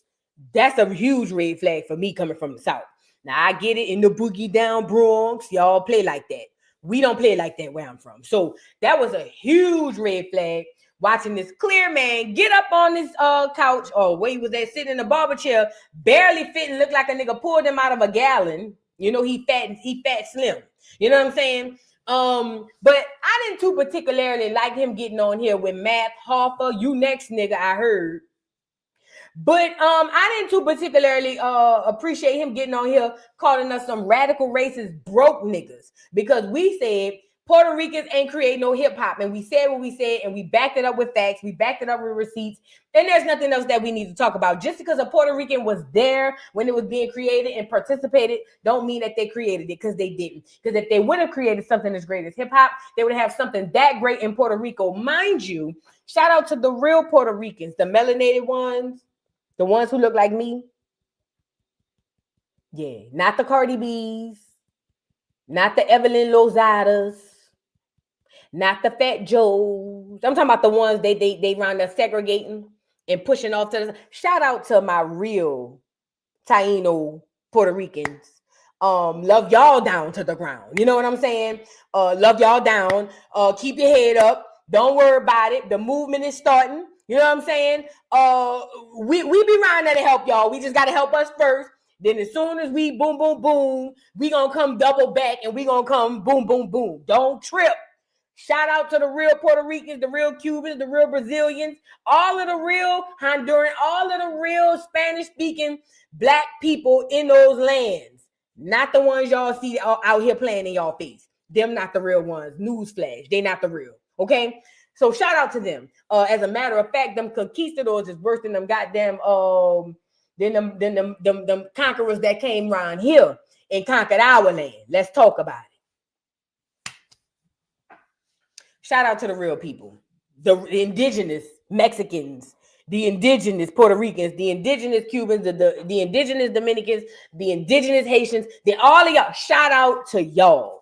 Everybody else, I don't want to hear nothing about that. But anyways, Fat Joe got his Puerto Rican, Cuban, clear Asian, whatever the hell he is, as on here and said that we are some black radical racists, broke niggas. Let's not forget that part. Broke niggas, who basically is a cult, and we just hating on the fact that hip hop started in the boogie down Bronx and all of that, and whatever, and we don't understand New York culture. We will never understand it, and we ain't got to understand it. What we do know is what our ancestors created, and it wasn't no damn Puerto Rican salsa that y'all stole from the real. Let's move on. Anyways, so he came out there and said that Black America stood in solidarity. We said what we're not going to do is have a figurative, fat, funky, sloppy, Fat Joe come on here and play in our face. No, we didn't. And we started doing posts like this. Hold on, let me get them on here. We started making posts like this because, see, this is what we got to know. When I told y'all, shout out to the real original indigenous people of these lands, because, again, this is a teachable moment. Fat Joe and them, Cardi B, Evelyn Lozada, who all? Name them all. Ricky Martin, all them. Them ain't the real people. None of them Mexicans you see down in LA talking about Yo Holmes. Them not the real people. Those are imposters, my love. Welcome to the party. You're late. I'm your host. Come on in, sit down. I got drinks at the bar, okay? Those are not the real people. They're imposters. I need us to get that through our heads, because we have this major thing where we say, well, if he Puerto Rican, then he one of us. Yeah, not that one. not the Puerto Rican imposter, the ones who look like the ladies up top. You get it? So here we making posts like this because we're waking up. Cartagena, Colombian, those are the real people. But Joe, Fat Joe, and let me give y'all a quick little educational Friday moment. It's just a little moment. Please give me a second. And you don't have to believe nothing I say. Only thing I ask is that y'all go do your own research. Please listen to this. We didn't get our names and our images and ideals from them. They got their stuff from us. I know that sounds super duper foreign to a lot of y'all. Y'all like, that doesn't make any sense. The history books told us that we got our name from them. We got our images. We got our language. We got everything. That's not true. It's simply not true. It's simply not true. When those conquistadors and those damn colonizers got off them boats, they didn't have the last name Johnson, Williams, Willis, Smith, none of the last names that you had. They didn't have the language that you had. They adopted you. They do it now. They do it now. Literally, they do it every day. Have we not seen the Asians over there gang banging? Did we not see that? That's what they do. Oh, and by the way, that's not the real Asians neither, but story for another day. They come and take on our identity, not the other way around. But the reason they tell us that is for mental slavery and mental manipulation, okay? So Joe's last name is Cardigan, or whatever this last name is, but they came and took on the identity of the real people. That's why you got clear people last name Jones. I swear to God, the first time I saw a clear man and his last name was, first of all, I saw it on the paper. And I just knew for a fact this was a nigga. Like, you couldn't tell me otherwise. I see this man's name on paper and it said Jones. I said, this here's a nigga. Turns out he was clear. Listen, hear me out. And don't believe nothing that I'm saying. All I ask is that y'all go do your own research. Them people, we didn't get our names from them. They got everything from us. The things that they're telling you we got from them, they got from us. Okay? And then turned around and told us we got it from them. Okay? Now, with that being said, there were indigenous Mexicans. I'm reading this book. They came before Columbus, and I'm reading it on a deep dive level where I'm stopping and researching certain things. When Columbus came his drunk ass down there to the Dominican Republic and Haiti and all that stuff, and he sat down Hispaniola or whatever they call it, Española, and named that a whole new place, them people took on the identity of the people who were already there. It literally is in his text, okay? So with that being said, all I'm asking is that y'all understand these imposters that we've been dealing and living amongst for the last 100 years, we have to start to realize that they are not who we think they are. And that's why they have the same mindset of the colonizer that you see here in America. Okay? You think the colonizers are bad? Them conquistadors is something else. Okay? So with that being said, please be mindful of this. These are the imposters. These are the real people. This is the imposter. This is the real person. This one came off the boat. This one was already there. This one brought his language, but this one was enslaved and taught and made to learn his language. This one is what we call a Spaniard and a conquistador. This one is what we call an indigenous person of the land, okay? Please be mindful of that. Don't ever forget that. Don't believe what I'm saying. If you don't, that's fine. Just go do your own research. That's all I'm asking. Now, moving on. So Fat Joe goes do a thing because FBA stood in solidarity and was like, hell no. Hell no. Nigga, the little piece of career you got come from us. And we said, not today, Satan. Not today, clear Satan is what we said. So Fat Joe thought he could just lay down and hiding and not do nothing, say nothing, and maybe eat his little food and act of, whatever, and he can come back out. No, remind you, he gave up his seat to be the host of the BET Awards, according to him, because he was monopolizing it, and he wanted to let his little brother 2 Chainz do it for once because he had been doing it for so much because black people just adored him. No, only black people in New York. Literally. No other black Americans, especially across America, give a damn about no Fat Joe. We don't. Sorry to burst the bubble. I know New York feel like the world is New York. I get it. But the world ain't New York. Outside of the borough, the boogie down Bronx, we don't rock with no damn Fat Joe. Ain't none of us put the album on. Ain't none of us had the CD. We didn't rock with that nigga at all. Period, point blank. Okay, so Fat Joe goes do a show, and FBA stood again in solidarity and said, what we're not going to do is have your big knock-knee, fat, slim ass on the stage acting like we ain't forgot what you said. And they booed his ass. And I'm so here for it. Let's get into Fat Joe being booed. I know he went back and started swinging on himself. You know, his arm still got a lot of weight carrying around from that old skin graft that he never got taken off, and so it was hard for him to swing. But he did what he had to do. Get the likes up on the video. Let's get into Fat Joe getting booed.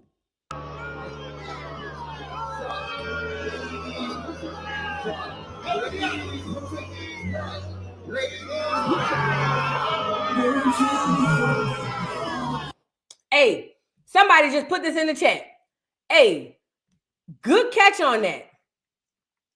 Good catch on that, Moon McDaniel. Look, that motherfucker put on Chris Brown. He know we love us some Breezy. That mother plucker put on, don't you be holding back your love, don't you be. He know we like that chorus. Listen, think about it. Just take a second. All of Fat Joe music, we know the chorus and whoever's on there featuring. None of us never could recite Fat Joe verse. I ain't lying. I know for me, I know so many songs with Fat Joe on it. And still don't know what Fat Joe said. Hell, even the New York anthem, y'all like, I got 100 guns, 100 clips. Y'all know y'all like that song. I seen it down at the verses. I got 100 guns, 100 clips. Nigga, I'm from New York. I still today don't know what Fat Joe said. I don't know. If you know, put it in the chat. Right now to this day, all I know is I got 100 guns, 100 clips. Nigga, I'm from New York. I don't know what Fat Joe said. I forgot he was on there till somebody said something. You know what I'm saying? But ultimately, I don't know what he said. Y'all gonna be knowing what he said, but y'all gonna sit up here and act like, you know, Fat Joe is this, Fat Joe and that. Fat Joe ain't a damn thing. That's why he put Breezy on there. Don't you be holding back your love. Don't you be holding back. Because he know we like that part. That's why he started it right there. We gonna rewind it. I ain't lying. Listen, he put that part on because he know niggas love us some Breezy on that music. I don't care. You might not like him personally, but that music do something to you. So look what he said. Oh, don't you? He started right there. Don't you be holding back, because he know that was gonna catch us off guard. But it almost did. But we got our footing and we got back together. Shout out to the FBA people in the crowd. Look.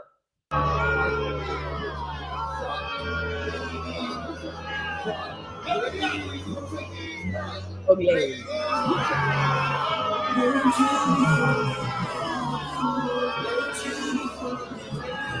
You heard that part?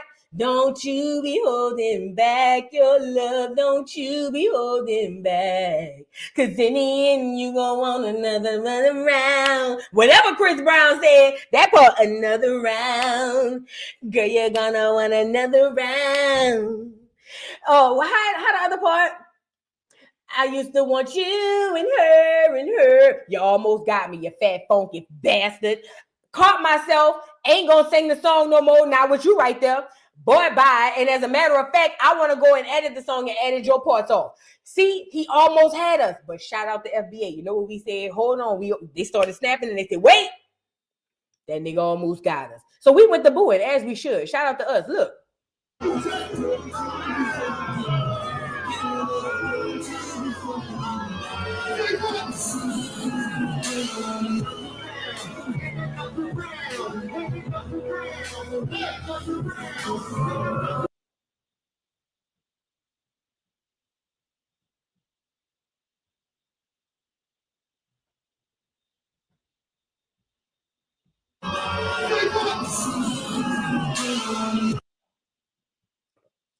Could you imagine Fat Joe on top of you? Can y'all see that? Yeah, y'all see it. Could you imagine Fat Joe on top of you? And you know when you get on top, women, we got boobs, right? Hear me out. We got boobs. So, you know, they look cute sitting up and they look great laying back. We know all the girls with the real boobs. Y'all know what I'm talking about. They look amazing sitting up sometimes, but they look even better laying back because sometimes they just go where they need to go. Now, if you got the big ones that go under the arms, I love you down to the ground. But I'm not talking about y'all. I'm talking about us that's got the big ones, but not too big. Why is this important? Listen, all I could think of is Fat Joe's belly on top of me. Listen to me and listen to me good. All I could think of is that nigga on top.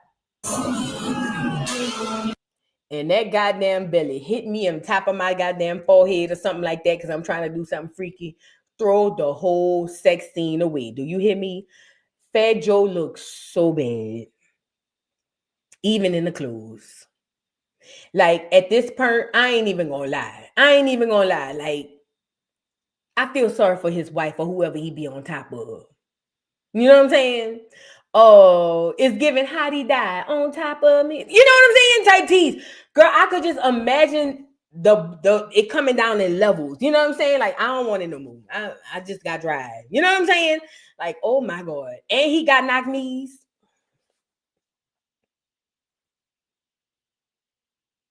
God bless the woman who got to lay up under that. The old saying say all money ain't good money. The old saying is all money ain't good money. The people were trying to tell you sometimes you got to have some sort of dignity. You feel me? Girl, when I see that belly coming across, they're talking about I want you and her, the lies you tell. Nigga, you want to go see Dr. Now. That's nigga, you don't want nobody but Dr. Now. That's it. That's it. I don't want to hear nothing else but you making your appointment to go down to Houston and go see Dr. Now. Other than that, I don't want to hear nothing else you talking about. Period, point blank. Oh, Fat Joe, you look so bad. Oh, you look so bad. Oh, you look, how you look bad in the clothes? You supposed to look bad out the clothes. It's supposed to be a surprise. But he looked bad in the clothes. That's big for me. I'm sorry, I don't know. For me, I just be thinking about stuff. My mind go all over the place. But anyway, let's finish hearing them boo.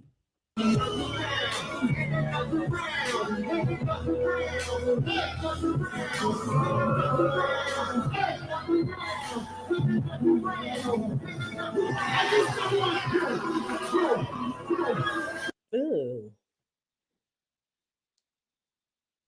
I used to want you. No, don't point at me. Please don't point at me. Who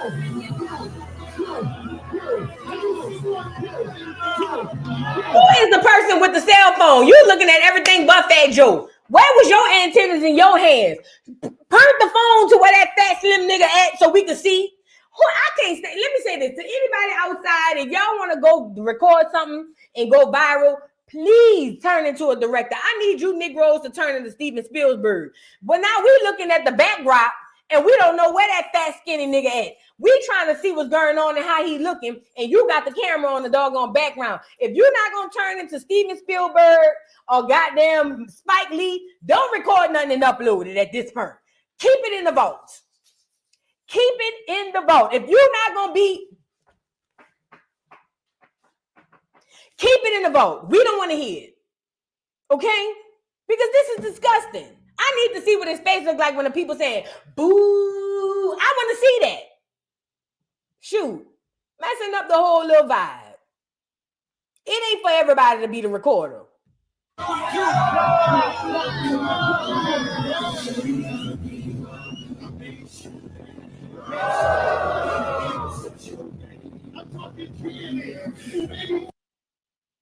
Was that a wave of a boo?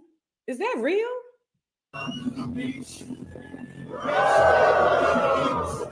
Is it just me? Did y'all hear that? It came like a wave. Look.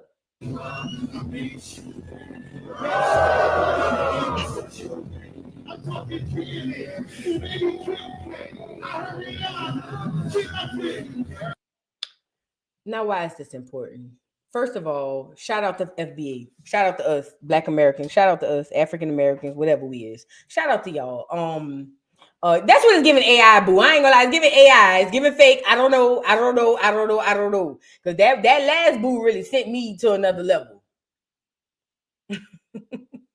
Somebody said they booing in unison. Girl, I'm not about to play with y'all. But listen, this is the part that I'm trying to say. Fat Joe, you needed to be up out of here. And at the end of the day, at the end of the day, I ate before I came on stream. I always eat right before I get on stream. My apologies, y'all. But listen to what I'm saying. Fat Joe is a conquistador fraud, and he thinks that Black Americans are stupid. And this is what I want us to know, that we have the power. I got the we have the power, and we need to know that. We don't have to believe it. We need to know it, because we absolutely do. And people like Fat Joe, Matt Hoffa, all these other people who want to get on here with that old fugazi ass shit, talking about we don't understand New York. To hell with New York culture, because they ain't got nothing to do with outside the rest of the America. And at the end of the day, we got to start holding these people accountable. Fat Joe's one of those people that needs to be held accountable. And I love the fact that somebody had him on stage getting him booed out of there. Ultimately, I really wish somebody would have clipped him. I don't know why I've been so obsessed with watching people fall down to the ground, but I wish somebody would have came from behind him, some FBA person, when he was going back around the stage. Like, let me show you right here. Let me show you. I be thinking about stuff like this. Maybe this is a bad thing. But you know, when Fat Joe came like this, you see how he turned around? Right? Look at the boom, boom, boom. Then he turned back around and said another round. I feel like somebody should have came and took one leg, one foot, and swiped under the two legs. And I feel like because the way his knees knocked, he wouldn't have been able to get back up, and they'd have had to cancel the show. So I really wish somebody would have did that. But nevertheless, Fat Joe is out there, all layers of him, and he got booed, and I'm here for it. And I love that for us. And I want us to always stand in solidarity, because a Fat Joe Negro, well, he ain't a Negro. Let me take that back. But a person like Fat Joe, he needs to be canceled and never brought back. See, and I don't want us to give nobody no second chances, no none of that. It's so many things and so many people we need to rid our community of. Fat Joe and the people like him, Cardi B, they said, you up next, Barty. Barty gang, is y'all on here? Let me pivot from Fat Joe real quick. They said, I didn't say it, but they say Barty up next. And I, for one, if they say, can we do an aye, I'm saying aye, get her up out of here. I don't give a damn about no Barty.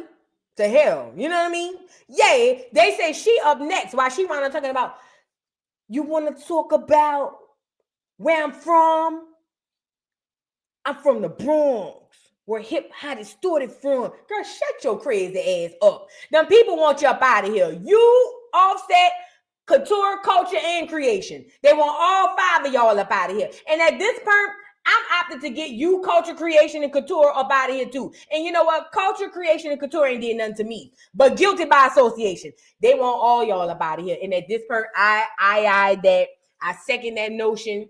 Get them up out of here, okay? But with that being said, back to Fat Joe, Sloppy Joe.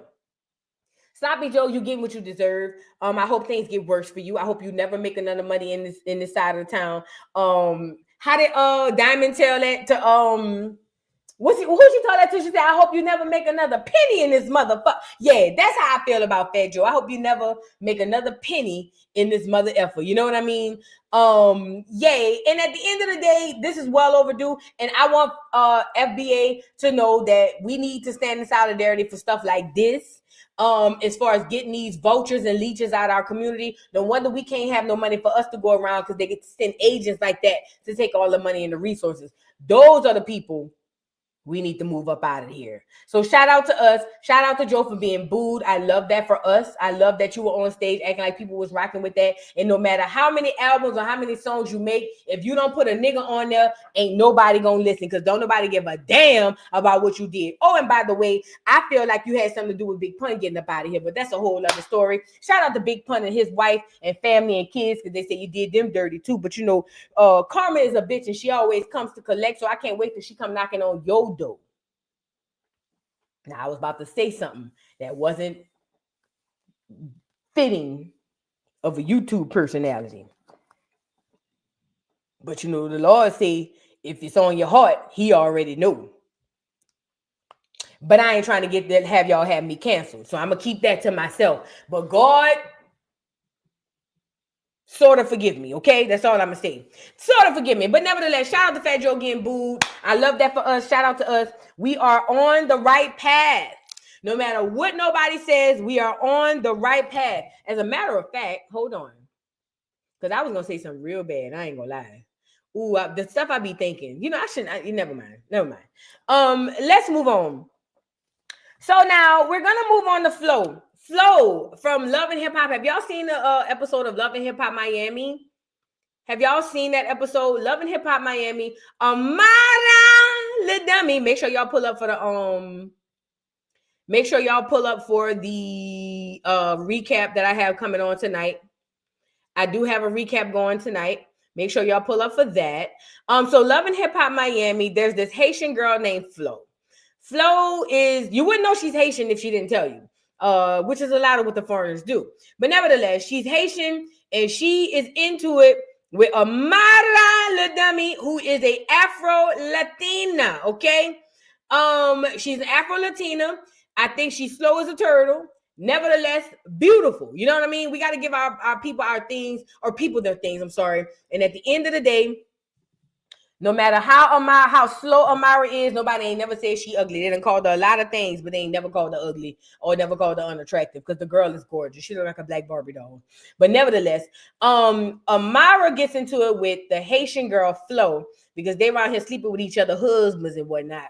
And the Haitian girl Flo turns around and tells Amara that that's why your baby daddy called you a black bitch, and that's why you jealous of light-skinned girls. Mind you, this is all because Amara struck a nerve by telling the girl Flo, girl, you be around here selling bleaching cream, but then turning around and telling people to love themselves. Like, it doesn't make sense. Now, I'm gonna be honest. Let me say this part for me.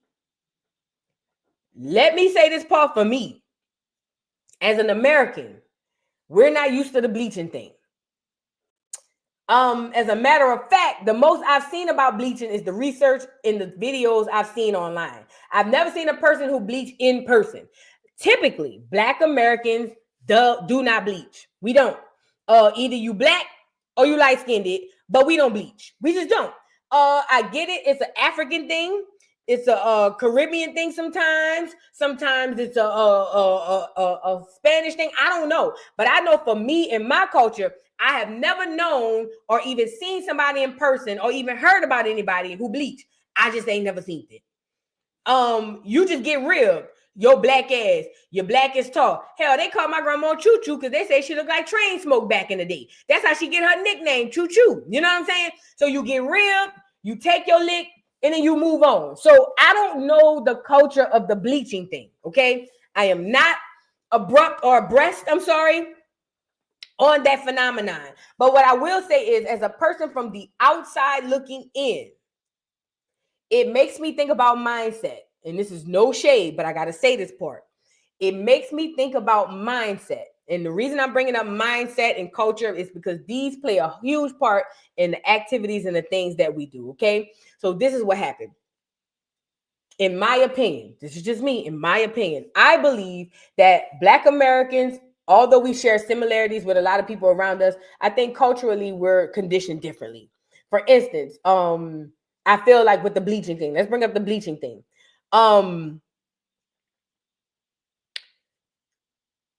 You could get called as many black burnt biscuits as your ears will allow you to hear. But again, I don't know Black women, Black American women who bleach. Somebody put Serena Williams in there. She's a celebrity. It's different. She over there hanging with the clear people trying to be like them. That's a one-off and it's different. But I'm just saying, for me, I've never known a Black American woman to bleach. I just haven't. And I could be wrong. I'm not saying it never happens. I'm just saying I've never seen one. I've never seen it. Even if you get joned on or ribbed on or whatever the case you call it, at the end of the day, you go through that and then you move past it. But I don't know if it's the, and this is part of my ignorance. So please correct me if I'm wrong, but part of my ignorance. I don't know if it's the way that the colonization happens in certain areas, or how do I say, or the culture of the people who accept the colonizer. I don't know, because I know that Black Americans have more of a resent toward our colonizer than a love. It's a subconscious love we do have, though. I got to give us that. I will not give us that, but I got to say that about us. We do have a subconscious love toward them, but we don't even realize it. But on the surface, we resent them people more than anything. Actually, as a matter of fact, I'm pretty sure if Black America got in a position to do something about the conditions that they're in, even though they already are, but I'm pretty sure if we got in a condition where we can confidently do what we need to do, we were rid probably of all these folks. That's just how we is. We more of the rebellious nigga. You know what I'm saying? But as it pertains to, I'm learning. This is what I'm learning. Part of my ignorance. As it pertains to a lot of Caribbean people and a lot of African, like what's the girl named Wendy Osefo? Bleaching is very common, and that's new to a Black American woman. We don't normally do that. Now, Amara Negra, who is a true Afro-Latina, not fake Cardi, not fake Evelyn Lozada. Amara Negra, who is the true African Latina, that's the girl you see down at the bottom. She's getting into it with Flo, and she's telling Flo basically, you don't love yourself, and stop telling girls you love them or they should love themselves when you selling bleaching cream. Now, Flo thinks that this is skincare. It is nothing of the sort. First of all, bleaching skin leads to skin cancer. Okay, let's start that first. So it's not skincare, number one, and then number two, as us Black Americans, whatever color you is, girl, that's the color you is. It just is what it is. You go out there, you get dark as hell. Oh well. Let me show y'all something. When I went to Antigua this summer, I went to Mexico, Antigua, and the Bahamas this summer. And every time I go out to somewhere where it's super, super hot, I get black, bliggity black. I'm about to show y'all. I get bliggity, bliggity, bliggity, bliggity black. And guess what? My black ass embrace it. Look at me. About the same color as the horse. You get it? Now, I'm not that black right now, but as much as I get to the sun, that's how black I am. Now, don't get me wrong. I'm not acting like growing up I didn't have some type of insecurity, because I did, because I had a very light-skinned sister. You know what I'm saying? But ultimately, growing up was realizing that I'm beautiful within my own skin. But look at how black my black ass is on that horse. You get it? So, I got black, and I came back, and that was that. Like, it just was what it was. But I wasn't looking at these pictures like, oh my God, I need to go and bleach. Look how black I am. Oh my God, this is horrible. I didn't do that. You know what I'm saying? Because I'm not socialized to think that way. I'm just not. No shade to nobody. I just know for me, I'm just not. Okay? So boom. Back to Flo. Flo and Amara gets into it. Amara tells Flo, Amara is the dark chocolate girl. Flo is the bleachy girl. And Amara tells Flo, hey girl, you can't love yourself and tell other girls to love themselves when you selling bleaching cream, and all hell goes crazy. Okay? Y'all get the likes up on the video. Let's get into this little encounter and we're going to talk about it. Stop telling black women to stop loving themselves. You stop loving yourself. Selling bleaching cream. Slap the out of you. Wait. You ugly as no wonder why your baby daddy call you a black ass bitch. You said. Now, really quickly, Amara Negra is from the Dominican Republic. She has a conquistador baby daddy, and they got into it, and he called her a black ass bitch. So Flo decides, as a Haitian bleaching girl, that she's going to take that and use that as ammo. So she was like, that's why your baby daddy called you a black ass bitch. Okay? So I'm just giving y'all a little context, because some of y'all may not watch. Said what? You. This is a lie, you guys. This is a lie. How do you come to an event with a whole bunch of black, beautiful women to promote women positivity, but you're out here on social media telling bitches to bleach their skin? And I'm going to stop her when she start lying. Amara Eaton. How you going to come across a bunch of black women talking about body positivity and black uplifting black people, and you telling them to bleach their skin? That's a good point. And look yellow and funky like you do, bitch. You don't know anything about skincare. Why is she saying look yellow and funky like you? Now, here comes Flo talking about you don't know nothing about skincare. Oh, Flo. No, I know about being melanated and black and beautiful, bitch. You mad because I'm light-skinned. This bitch. Mad because I'm light-skinned? Are we in 1996? Mad because I'm light-skinned? In 2024? I'm sorry? Girl. Mad because you light-skinned it. In 2025. Even if y'all recorded in 2024, you really think people really running around here mad? Because, again, I think it's a cultural thing. Because in America, black girls don't care about that. Like, we really, like, I ain't gonna lie, in the 90s, we cared. And but probably beyond we cared. But we don't give a damn about who light-skinned and who not. We really don't. On my soul. So the fact that Flo finds this as a dig is kind of crazy to me, because it's really nothing sort of a dig. Like, girl, like, are you mad because I'm light-skinned? Girl, like Amara said, girl, you funky and yellow. Like, what are you talking? You yellow, girl. You yellow. And Amara was eating her right up. Do you hear me? Why would I be mad because you're light skinned? Bitches wish that they look like me. That's how black bitches hate on light skinned girls. That was the part. That's how black skinned bitches hate on light skinned girls. And Flo is not even light skinned. Just FYI. Matter of fact, I'm gonna pull her up before the bleaching. Say that one more time. Say that out loud. You should really stop telling black women to stop loving. Flo not even light skinned. Like at all. Like literally at all. Hold on.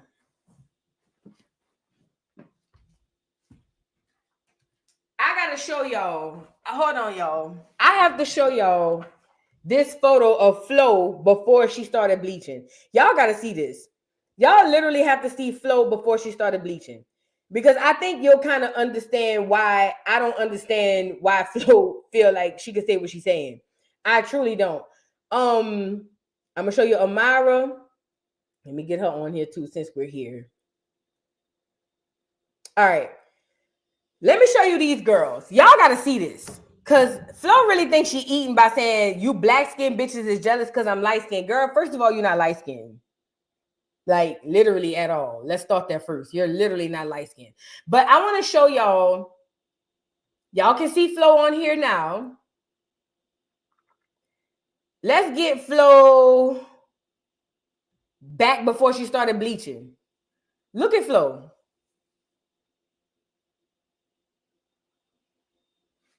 Now that I believe. Somebody say because Alan Pillow talked to her, I believe that. Look at Flo. Me and Flo the same color. Look.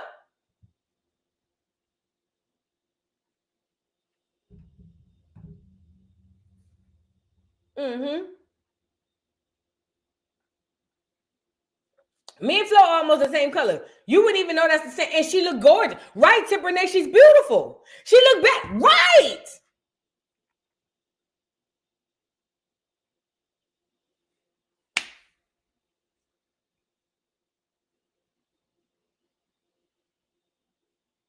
That's Flo. That's Flo. I'm sorry. But I feel like the problem is now Flo looks like this, which I feel like depending on the angle, she still looks a little brown, but neither here nor there. Flo really thinks because she got her skin maybe a shade and a half lighter that she's better than the darker girls. And she's not. She's literally not. Honestly, I feel sorry for women who feel like they have to change stuff so dramatically. Like this is one thing to get a little nick and tuck, whatever. But I ain't gonna lie, I'm gonna be honest. I feel sorry for women who get stuff done to their face and stuff like this, like skin bleaching. Like I really be wondering, like what like even with Lil' Kim, I think about Lil' Kim all the time. Like what was in her brain to make her do what she did to her body? You know what I mean? And for her to get into it with Amara, and I told y'all the truth is told on 2 occasions. A joke and Mad Day. And on Mad Day, here it comes, oh, you just mad because I'm light-skinned, you black-skinned bitches. Whatever. That's why your baby daddy call you a black-ass bitch. Tight tees. Shout out. I hope, I'm assuming Amara don't let those words penetrate her. But that right there is crazy work. Mind you, let's really be clear about this. Hold on. Let's really be clear about this. We're going to get to her duck ass. Amara is a beautiful girl. Amara looked like to me, I remember the first time I got my first black Barbie doll. That's Amara in the middle. I remember I got my first black Barbie doll. It looked like Amara was my first black Barbie doll. No cap. Yes, I was around when Mattel made the first black Barbie doll, at least from what I remember. And Amara looks like my first black Barbie. She is gorgeous. She's slow as a turtle. Don't get me wrong. Slow as a turtle. Slow as a sloth, girl. But she is gorgeous. Do you hear me? And, you know, I think that that's not celebrated enough amongst us. I really don't. And, for Amara to really chew her up the way that she did, I applaud that from Amara because she should have. Now, let me make you laugh. So that's not where it ended. That's not where it ended. So soon after that, Flo issues an apology. But again, I went to her Instagram, but I actually went to an article to pull up some old photos of her. And when I looked into the article, all of those photos were deleted. But before we get to her, hold on, girl. Erica Mena enters the chat. Why, Lord? Why? Now, Erica Mena is quite the opposite of Flo. Erica Mena actually, instead of bleaching, she gets tans to be darker. Look at Erica Mena. Look at Erica. She love her a good tan so she could cosplay as a Negro. She love her a good tan. Look at her. Girl, spray tan. Y'all remember that time? Courtney and Kim got into that fight, and Kim had all that tan spray on Chloe wall. Erica, that's her. I ain't never seen a bitch cosplay as darker. That was new for me. Erica the new it. She the first one. I'll give her that. She going down in history. I didn't know that the bitches be cosplaying to be darker. I never knew they did that. But quite the opposite, Erica Mena. And listen, I'll show you the difference. Look, that's Erica Mena with the tan on them. Now I tried to find one where the tan wasn't too particularly on them, but you got to catch her off guard sometimes. And as you can see, here's Erica Mena with a hard body. Hard body Erica. Erica! Why Erica wanted to be in on this, I don't know. But Erica is trying to compare her calling Spice a blue monkey to this girl, Flo, calling saying that Amara is a black-skinned bitch hating on a light-skinned bitch. Can we please get into the difference between colorism and racism really quick? So colorism typically happens inside of the same racial community. Does that make sense? So like me, I'm a Black American, and me and a Black Caribbean have an issue, or we get into it, right? Or me and as a Black American and an African, a Black African get into it. And they say, oh, you, and the Africans say, you are darker than me. And you talk about my fufu, but you are darker than me. And I say, well, fuck you, bitch. You know, and she starts talking about my skin color. That's colorism, because inside of the same community, even though the cultures are different, inside of the same racial dynamic, we share the same race, but however, there's a situation of sort of bigotry in there that makes it seem like, oh, I get to say things about you that, you know, other people outside of the race might say. Erica Mena is not a Black person. She's not an Afro-Latina. She's not an African. She's not a Black American. She's not a Black Guyanan. She's not a Black Puerto Rican. She's not a Black nothing. She is a Spaniard and conquistador.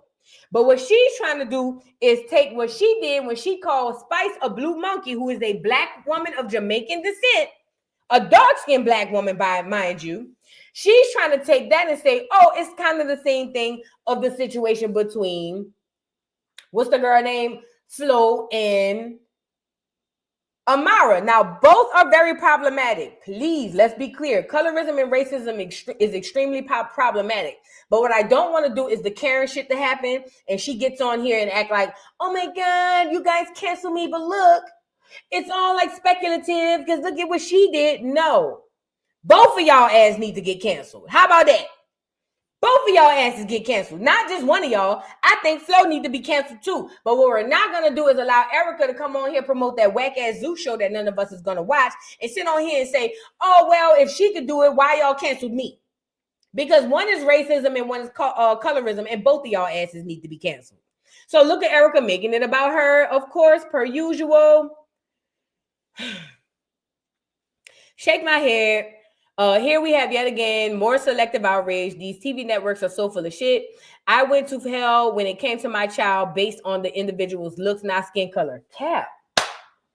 Because Erica, we've already pulled the receipts. You've called multiple Black women monkeys. Stop it.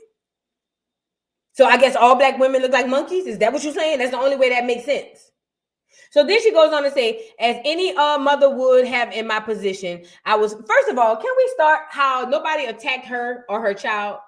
all Spice said was your child don't even love you. And sometimes the truth hurts. Sometimes it just does. So then Erica hollers, oh, by the way, I was filming for months and months, and now after it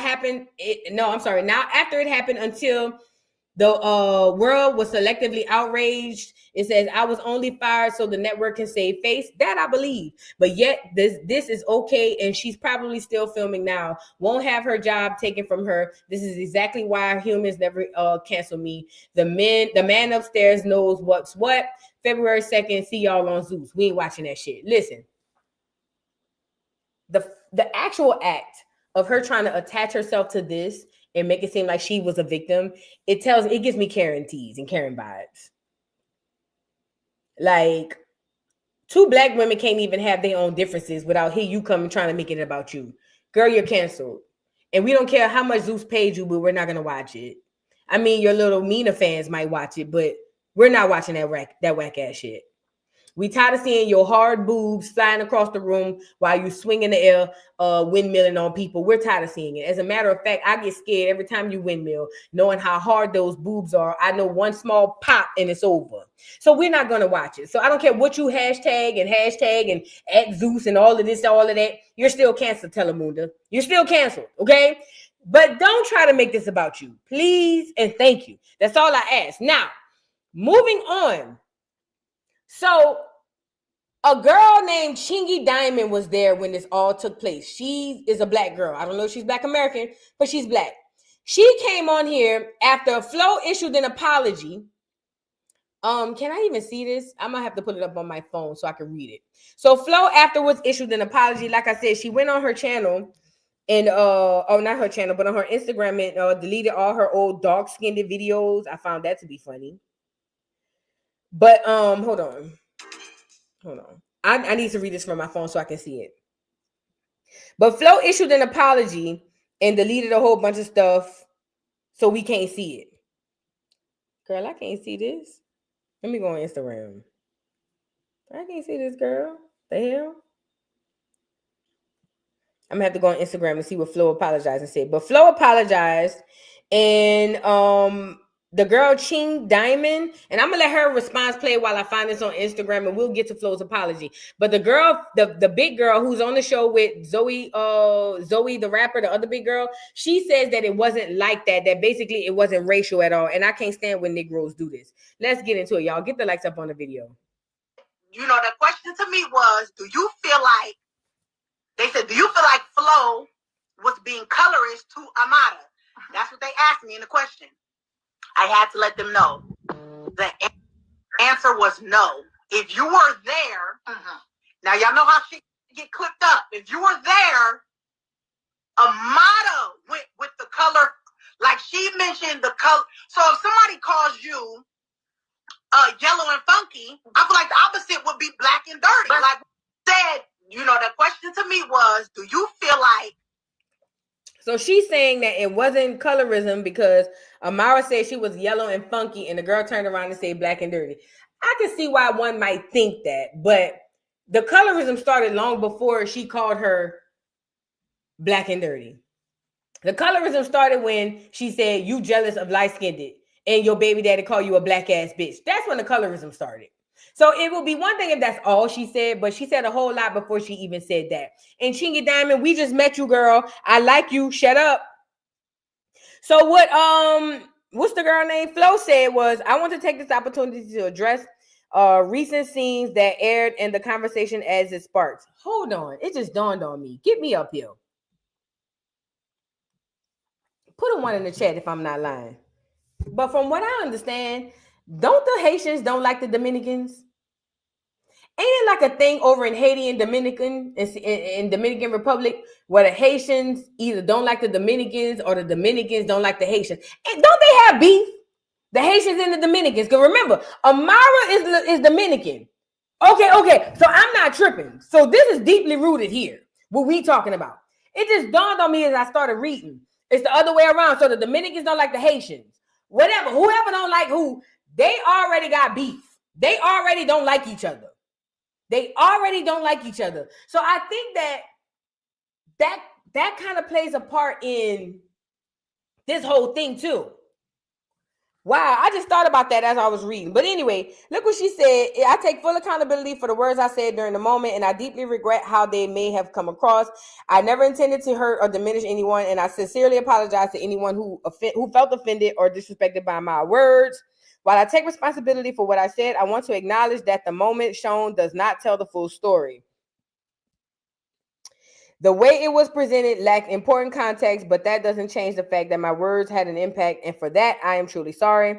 As a proud Black woman with deep ties to my Haitian heritage, I stand firmly against colorism. The product I sell is not a bleaching cream. It is designated to even skin tone and support healthy, glowing skin. Flo, you do know your page is still up on Instagram, right? We'll go there. Hold on. That's why I feel like it's disingenuous. I celebrate Black beauty in all its forms and am connected to empowering women of every shade. This experience has been a learning moment for me. It is reminding me of the power of words and the importance of using them carefully, even in the moments of frustration. Moving forward, I will be more intentional about my actions and continue to focus on unity, love, and positivity. It says, thank you to everyone who has supported me and understand my heart. I am grateful for the chance to grow from this and stand stronger in the values I believe in. Sincerely, Flores. What her name is? Florence El Luce. Flo, now you know I'm about to go to your Instagram, right? Flo, I hope you on here or you got a representative. You know I'm about to go to your Instagram, right? You know I'm about to go to your Instagram, right, girl? You said, Flo, and this is just what I think you said. Flo, you said they are not bleaching creams. That's what you said. I know that's what you said. I just heard you say it. You said, in fact, they are skin evening tones or something like that. It sounds the same to me. But she said they skin evening tones. Well, you guys, let's go take a boardwalk over to the page to see what it really is. Now, here is Flo's. Hold on. Here is Flo's Instagram. Flo says she don't sell bleaching cream. Brightening serum, cleanse and rejuvenate your facial skin. Our turmeric, or how do you say it? Turmeric and vitamin C brightening serum. Brightening serum is a skincare product designed to cleanse and rejuvenate your facial skin. Brightening serum. Allow your skin's natural beauty to shine. Order now at that website for $39. That sounds like brightening skin to me. That's what I thought, right?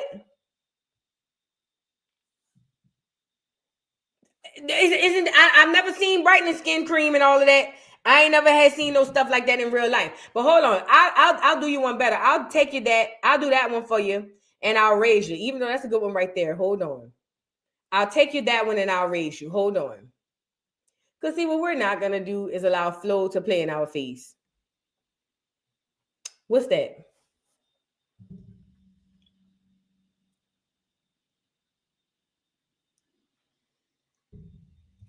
I guess this is just an even or two, right?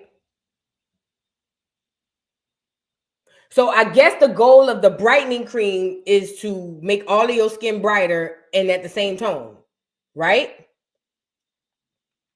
Again, I'm ignorant to this situation. I don't know nothing about no skin bleaching. I ain't never seen it before.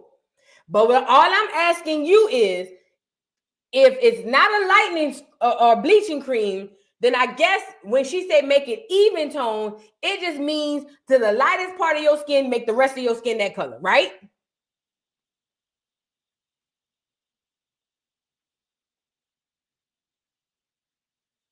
I'm just trying to see something.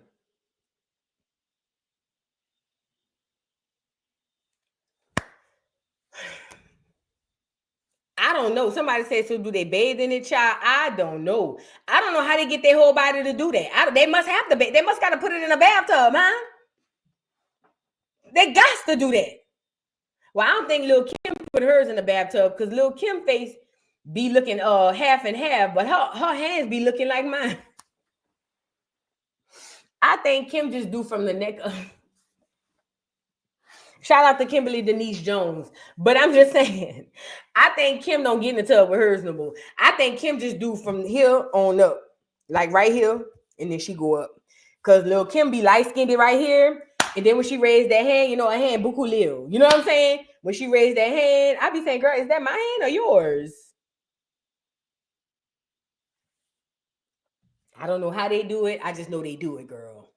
Long story short, nobody's going to tell me, even in my ignorance, that that's not a lightening cream. That's not a bleach. That's a bleach. Look at this before and after. That is definitely a bleach. Anything somebody said turmeric isn't a bleach, she said it helps to brighten and even the skin tone naturally. Well, why the skin got to be brightened to be even? That's a real question. I'm not even being funny. Why does the skin have to be brightened in order to be even? Why can't the skin tone be even to the pigmentation of the skin that it already is? Does that make sense? I don't buy that. I just don't buy it. I just don't buy it. And this is the thing. At the end of the day, as a Black American girl, I don't understand that culture. And honestly, I don't want to understand it because I think it's foolish. And I think the semantics of it is foolish, but I think it's all foolish as a whole. But ultimately, these girls out here doing the most, Flo, as a Black woman, no matter what part of Black America, or not Black America, no matter what part of Blackness you fall under, as a Black woman, for you to look at another Black woman and think that you're here and she's there because you're lighter, that tells me everything that I need to know about you. And that's why your husband around there sleeping with your sister, your old lady, and everybody up and down the street. Marlene! Because light is right, right? Girl, check out my Love and Hip Hop Miami thing after this show. Let's move on. I ain't got all this time. I want to get on Rockhead and move around my business. Now, I don't know who that is in the picture. That's somebody she posted on her Instagram for advertisement. I don't know who it is. I don't know. I don't know who the young lady is. I wouldn't know that young lady if she walked past me right now. I feel sorry for that young lady or something like that, whatever Kiki Palmer said. But anyway, let's move on. Rockhead, oh my God. Rockheads, is y'all on here? Is y'all still on here? Normally I keep y'all last hoping y'all will just go to sleep or something, but it seems like y'all got a lot of tenacity or something. Girl, Rockhead does the opening. Wait, before that, let me read some of these super chats. KK says turmeric is a coloring agent. That's why she burnt and Ernie. That's why she burnt Ernie yellow. Girl, you just gave me a visual in my head. Not burnt Ernie yellow, girl. That's big. That's huge. Vivi, thank you for becoming a new member. Divine, thank you for the super chat. Boo, did you hear about the family of Robert Brooke? No, I have not. Please send that information to me. I don't know who that is. Lovely Gemini, thank you for the super chat. It is snowing in Florida, Boo. Hell has officially frozen over. Listen, when they got it into New Orleans, I said hell frozen over, but it's damn sure done froze over if it's in Florida, girl. Not Florida. Girl, that's big. Thank you for the super chat. Vivi, thank you for the super chat. Wonder if Donnie gonna get his charges dropped. I don't know whose charges you're talking about. But yeah. We'll talk about Donnie on the morning jokes. Meet me tomorrow there. Beat me there, don't meet me there. We'll talk about that on the morning jokes. Miss Watley, thank you for the super chat. I can't stand Fat Joe Cadbury Easter egg. Not the Cadbury Easter egg. Girl, that commercial raised me. What? Sorry, I had a flashback. Not the Cadbury Easter egg, dude. Girl, that commercial raised me. Girl, she said, I can't stand Fat Joe Cadbury Easter egg head ass. He another one our culture let run amok. Absolutely. And we got to get him up out of here. We absolutely got to get him up out of here. Girl, I just thought about the commercial. Was I the only one caught a flashback? Like, that commercial literally raised me. I don't know why. Y'all know how I am. Thank you for the super chat, Vivi. She said that boy Joseph built like like a damn bad day. Hell yeah. He looked so bad. Fat Joe looked fat, funky, and nasty. I would hate to be on under him. Girl, hey, I wouldn't even want to be on top of him. Nicole, thank you for the super chat. He looks like a melted soft serve cone in July. Why is y'all here? Hey, I ain't asking y'all why. Roast that fat funky bastard. Roast him down to the ground, girl. Yes. KK, thank you for the super chat. Love your boo and I love your bag. Thank you for being a member for 5 months. Welcome. Thank you so much. Caribbean, yeah, thank you for the super chat. The audacity of this busted can of biscuits. Aren't her kids and community peen husband black like this? I'm disgusted. Yes, they are. That's the thing. Her husband dark-skinned, darker than me. Her kids darker than me are probably my color. It's weird. It's super weird. It's super, super weird. Again, you know what it reminds me of? The white girl who sleep with the black boy, but still call him a nigger with the hard ER when they get into it. It's weird to me. I would never understand that. Cammy Cakes, thank you for the super chat. Thank you so much. The Beat Arts Academy, thank you so much for the super chat. And then again, thank you for the super chat. It's official that we in the dollhouse are called doll babies. Love you, Mama Boo. Love you back. I love that, doll babies. I love that. I love it. You want to see my other doll baby? Look, I got some. Look, check her out. What's up? I got a whole gang of these girls. Yes, I do. Shout out to my doll that sent those to me. I got a whole gang of the doll babies, girl. What's up? What we on? What's up? I got a whole gang, my love. Yes, I love that doll babies. That's cute. Thank you.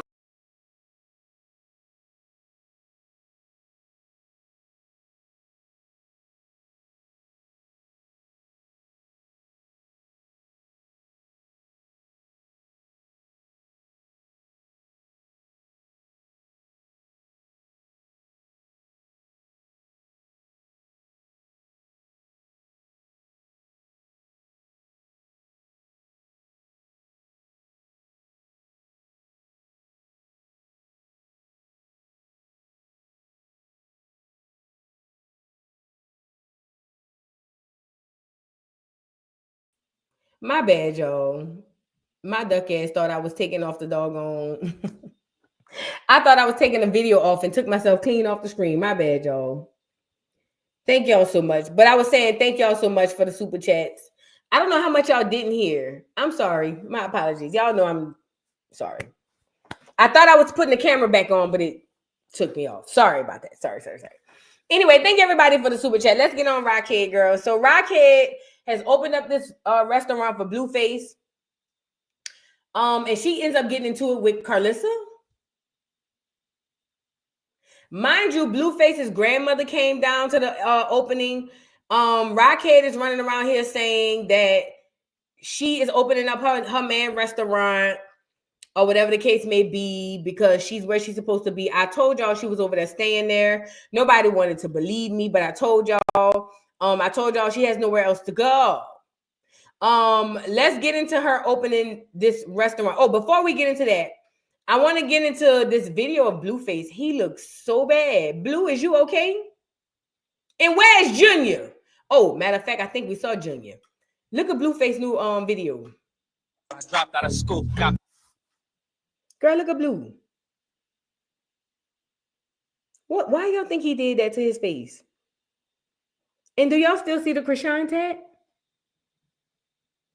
Where the Chrisean tat? Remember he said they say she had. Maybe I'm missing it. But do y'all still see the Chrisean tat? They say he had Chrisean name tatted on his face. What is it? He looked dirty. We gotta wait till he get home to see what's going on. Blue, is you okay? Blink twice.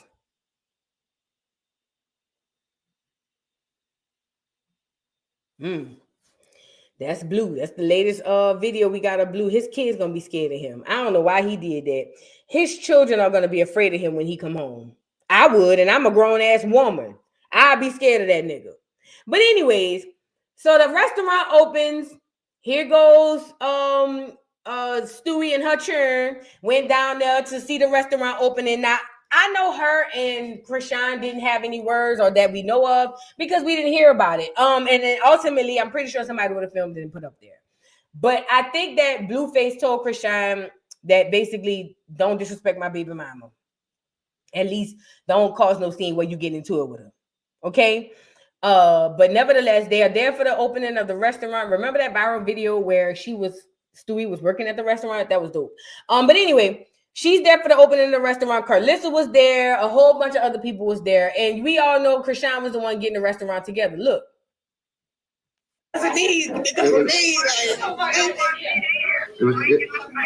It was kind of weird. It was kind of awkward. It was, man. She was trying to get me to leave. Maybe back up the week and stop that shit. Right. I mean, it was, like I said, but it's all right. Now she's talking about Karlissa, saying Karlissa tried to come over there and be about a baby, and she was like, back up before you get stumped out. Basically, she's threatening Karlissa. No, it is what it is. Yeah, like, thank you. Like, they spend it, but like, they talk shit the whole time, but they were lying. All of a sudden, I think it's impeccable that she could bite that corn on the cob with one front tooth. Honestly, I think that takes practice. So shout out to Chrisean. Shout out to Rockhead. Yeah.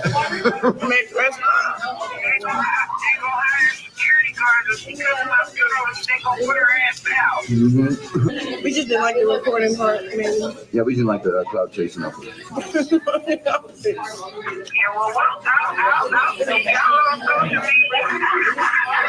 What, you do already?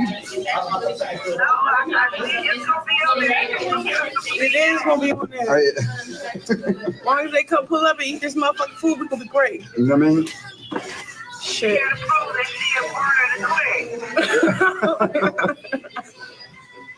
What part though? So there's Rockhead. Remember, she said she was a selective eater. Y'all remember she said she a selective eater. So because she a selective eater, if she eating that over there with that dry ass crab, then it's gotta be good. Look. Your crabs, let's get into it. Okay, this was a 10 out of 10. I am a picky eater. So, you know, I had to be the first customer at King of Crabs. I'm going to drop the location below.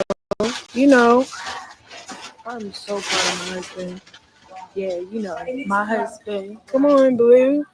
Dang. I'm so proud of him. The food is so great. The remodel, the inside, everything is great. It's the same location of Bluefish's Soul, but same location, just different food. That's a big old piece. So, yes, King of Crabs, let's get into it. So yeah, that was her at the opening, and she was over there talking about Karlissa cloud chasing off of her when literally, Chrisean, you literally ran out of cloud. Literally, nobody talks about you. Nobody brings you up. The only time we even think about you is when we worried about Junior. To be completely honest. But nevertheless, she on here dragging for Karlissa. Karlissa didn't too particularly like that. So Karlissa came back and had this to say. Check out Karlissa. That energy was going on behind my back about nobody feeling like they wanted to stomp me out or none of that. When you on probation, ho, you ain't supposed to say nothing like that. Because I will send that shit to the probation officer. Okay, we not fixing to be threatening me. Then getting online talking about you a child of God. Because that don't sound like no child of God to me. You gonna stomp your baby's grand. You gonna stomp out the baby's grandma amongst all the kids? Why would you even talk like that? That's not no child of God. What is wrong with y'all people? Then y'all call this a child of God? You on probation at my son's house talking about you gonna stomp me out on the internet? I don't do good with threats. I'm telling you, I don't do good with threats, especially when I'm there and that's not the energy that you're giving me. Now I'm gonna post these pictures and y'all tell me if the child of God looked like she was really about to try to stomp me out for any reason in front of my grandkids. And what kind of work is this? Y'all, this what y'all talking about? This who y'all want my son to marry? What did I do to her? Didn't they turn their phones on first? They turned their phones on first. They got on live first. I got phones on me first. I thought it was a happy atmosphere and a happy moment. Because y'all said she was a child of God.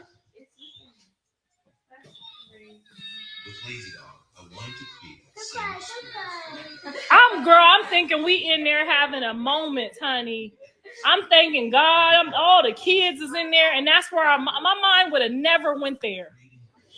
Y'all need to evaluate y'all brains, because ain't no more child of God.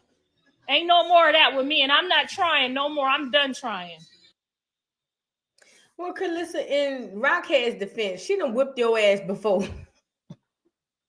So whenever she feel played, I guess she feel like screw it. I could just say I can whip her ass. I don't know, but you ever been between the rock and a hard place? Because that's how I feel when I talk about Chrisean and Karlissa. It's like no matter what side I choose, I pick the wrong one. On my mama. It's like no matter what side I choose between Karlissa and Rockhead, I chose the wrong side. It don't matter. It don't matter. Whatever side I choose, it was the wrong one. Girl.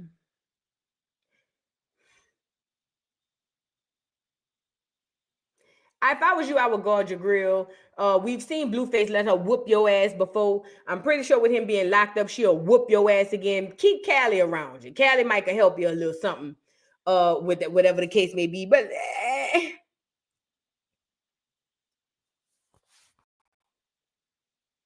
Chrisean, stop threatening your fake mother-in-law and the fake mother of your or grandmother of your son.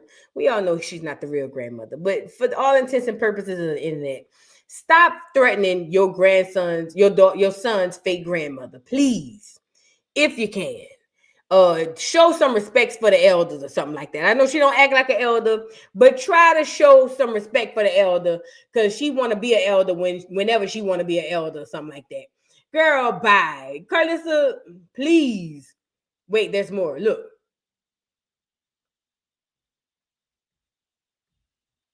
Stay over there. I made it into a joke, didn't I?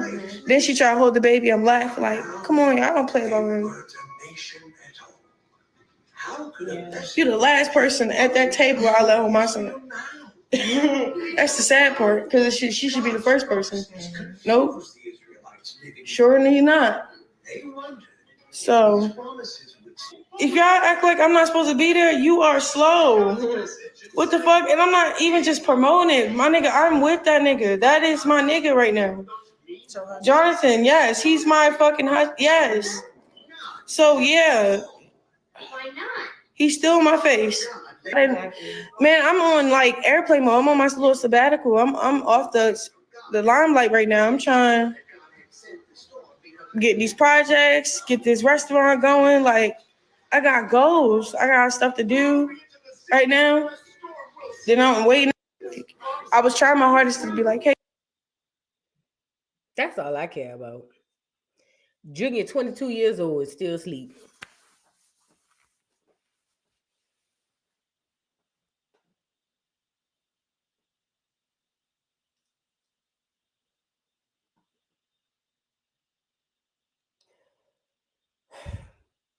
Junior old enough to run for president, but he's still asleep.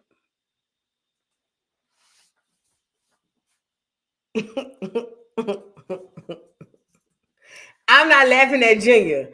I'm laughing at the fact that this baby with most churn is not knocked out sleep. Junior is 37. Listen to me and listen to me good. On his third marriage, 6 kids, and 3 child supports. And he's still asleep. That's a problem for me.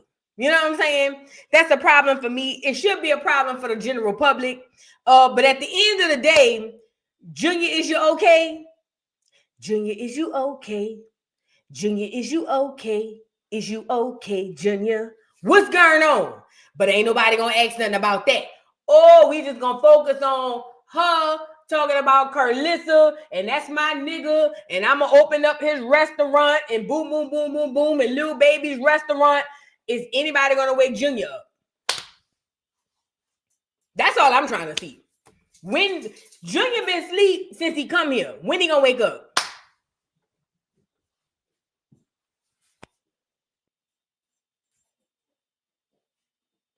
I'm just asking a question. I'm just asking a question. Who am I? I'm just asking a question. I know Tyler's Junior age. Junior birthday was in September, October, November, December. Girl, Junior about to be 16 months, girl. Wait, when is his birthday at the beginning of September? October. Junior about to be 16 months, and he's still asleep. So we just gonna act like Junior, Junior. He la be do be dam Illuminati. Can't you tell he needs love?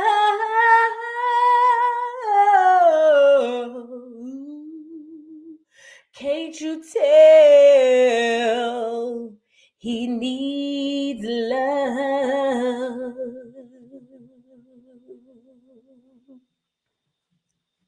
That's all I got for you, Teety baby. Teety baby, I can't get to you. All I can do is sing a melody and hope you hear it through the wind. It's snowing outside. Hopefully the snow carried a message to California to let you know Teety is worried about your fat. Yes, I am. I know people may think I'm not, but I'm really worried about your nephew.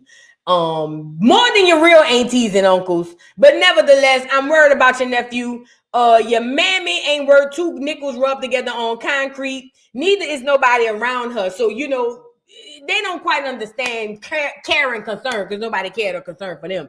But ultimately, my prayers is with Junior. That's all I got. My prayers is with Junior. But wait, they got one when he was up. Hold on.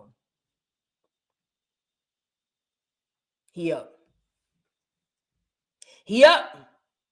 Y'all, I think that is something we need to applaud because I thought Junior wasn't going to get up, but he rose. Yes, he did. He rose and he's up.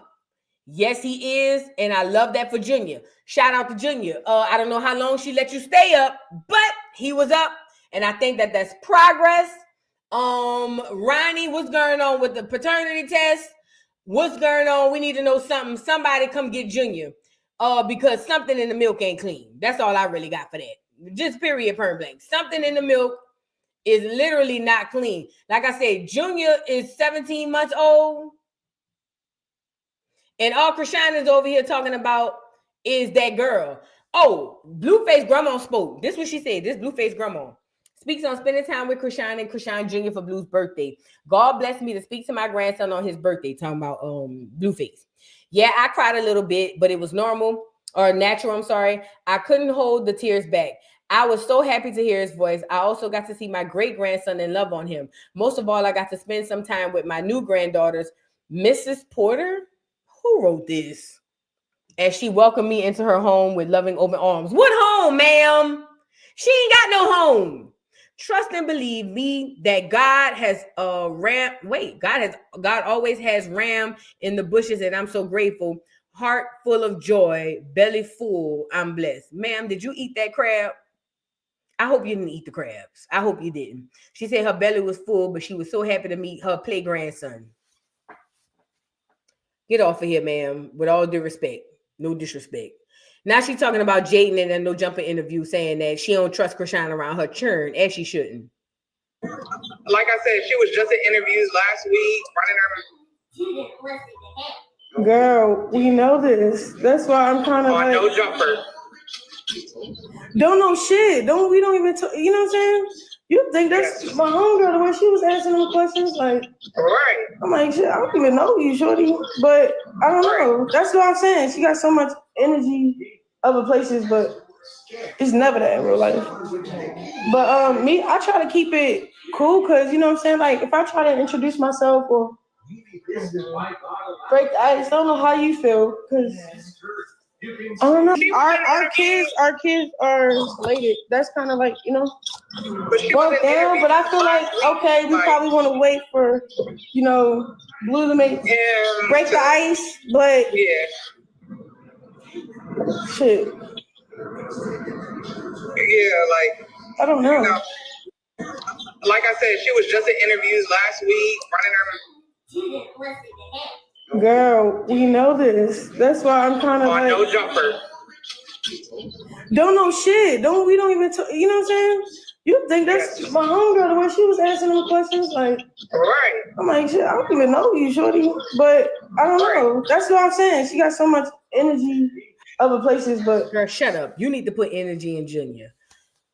This is so exhausting. And we just started talking about it. Girl, Junior is 17 months old, and he's still not walking. We still haven't seen him hold his head up by himself.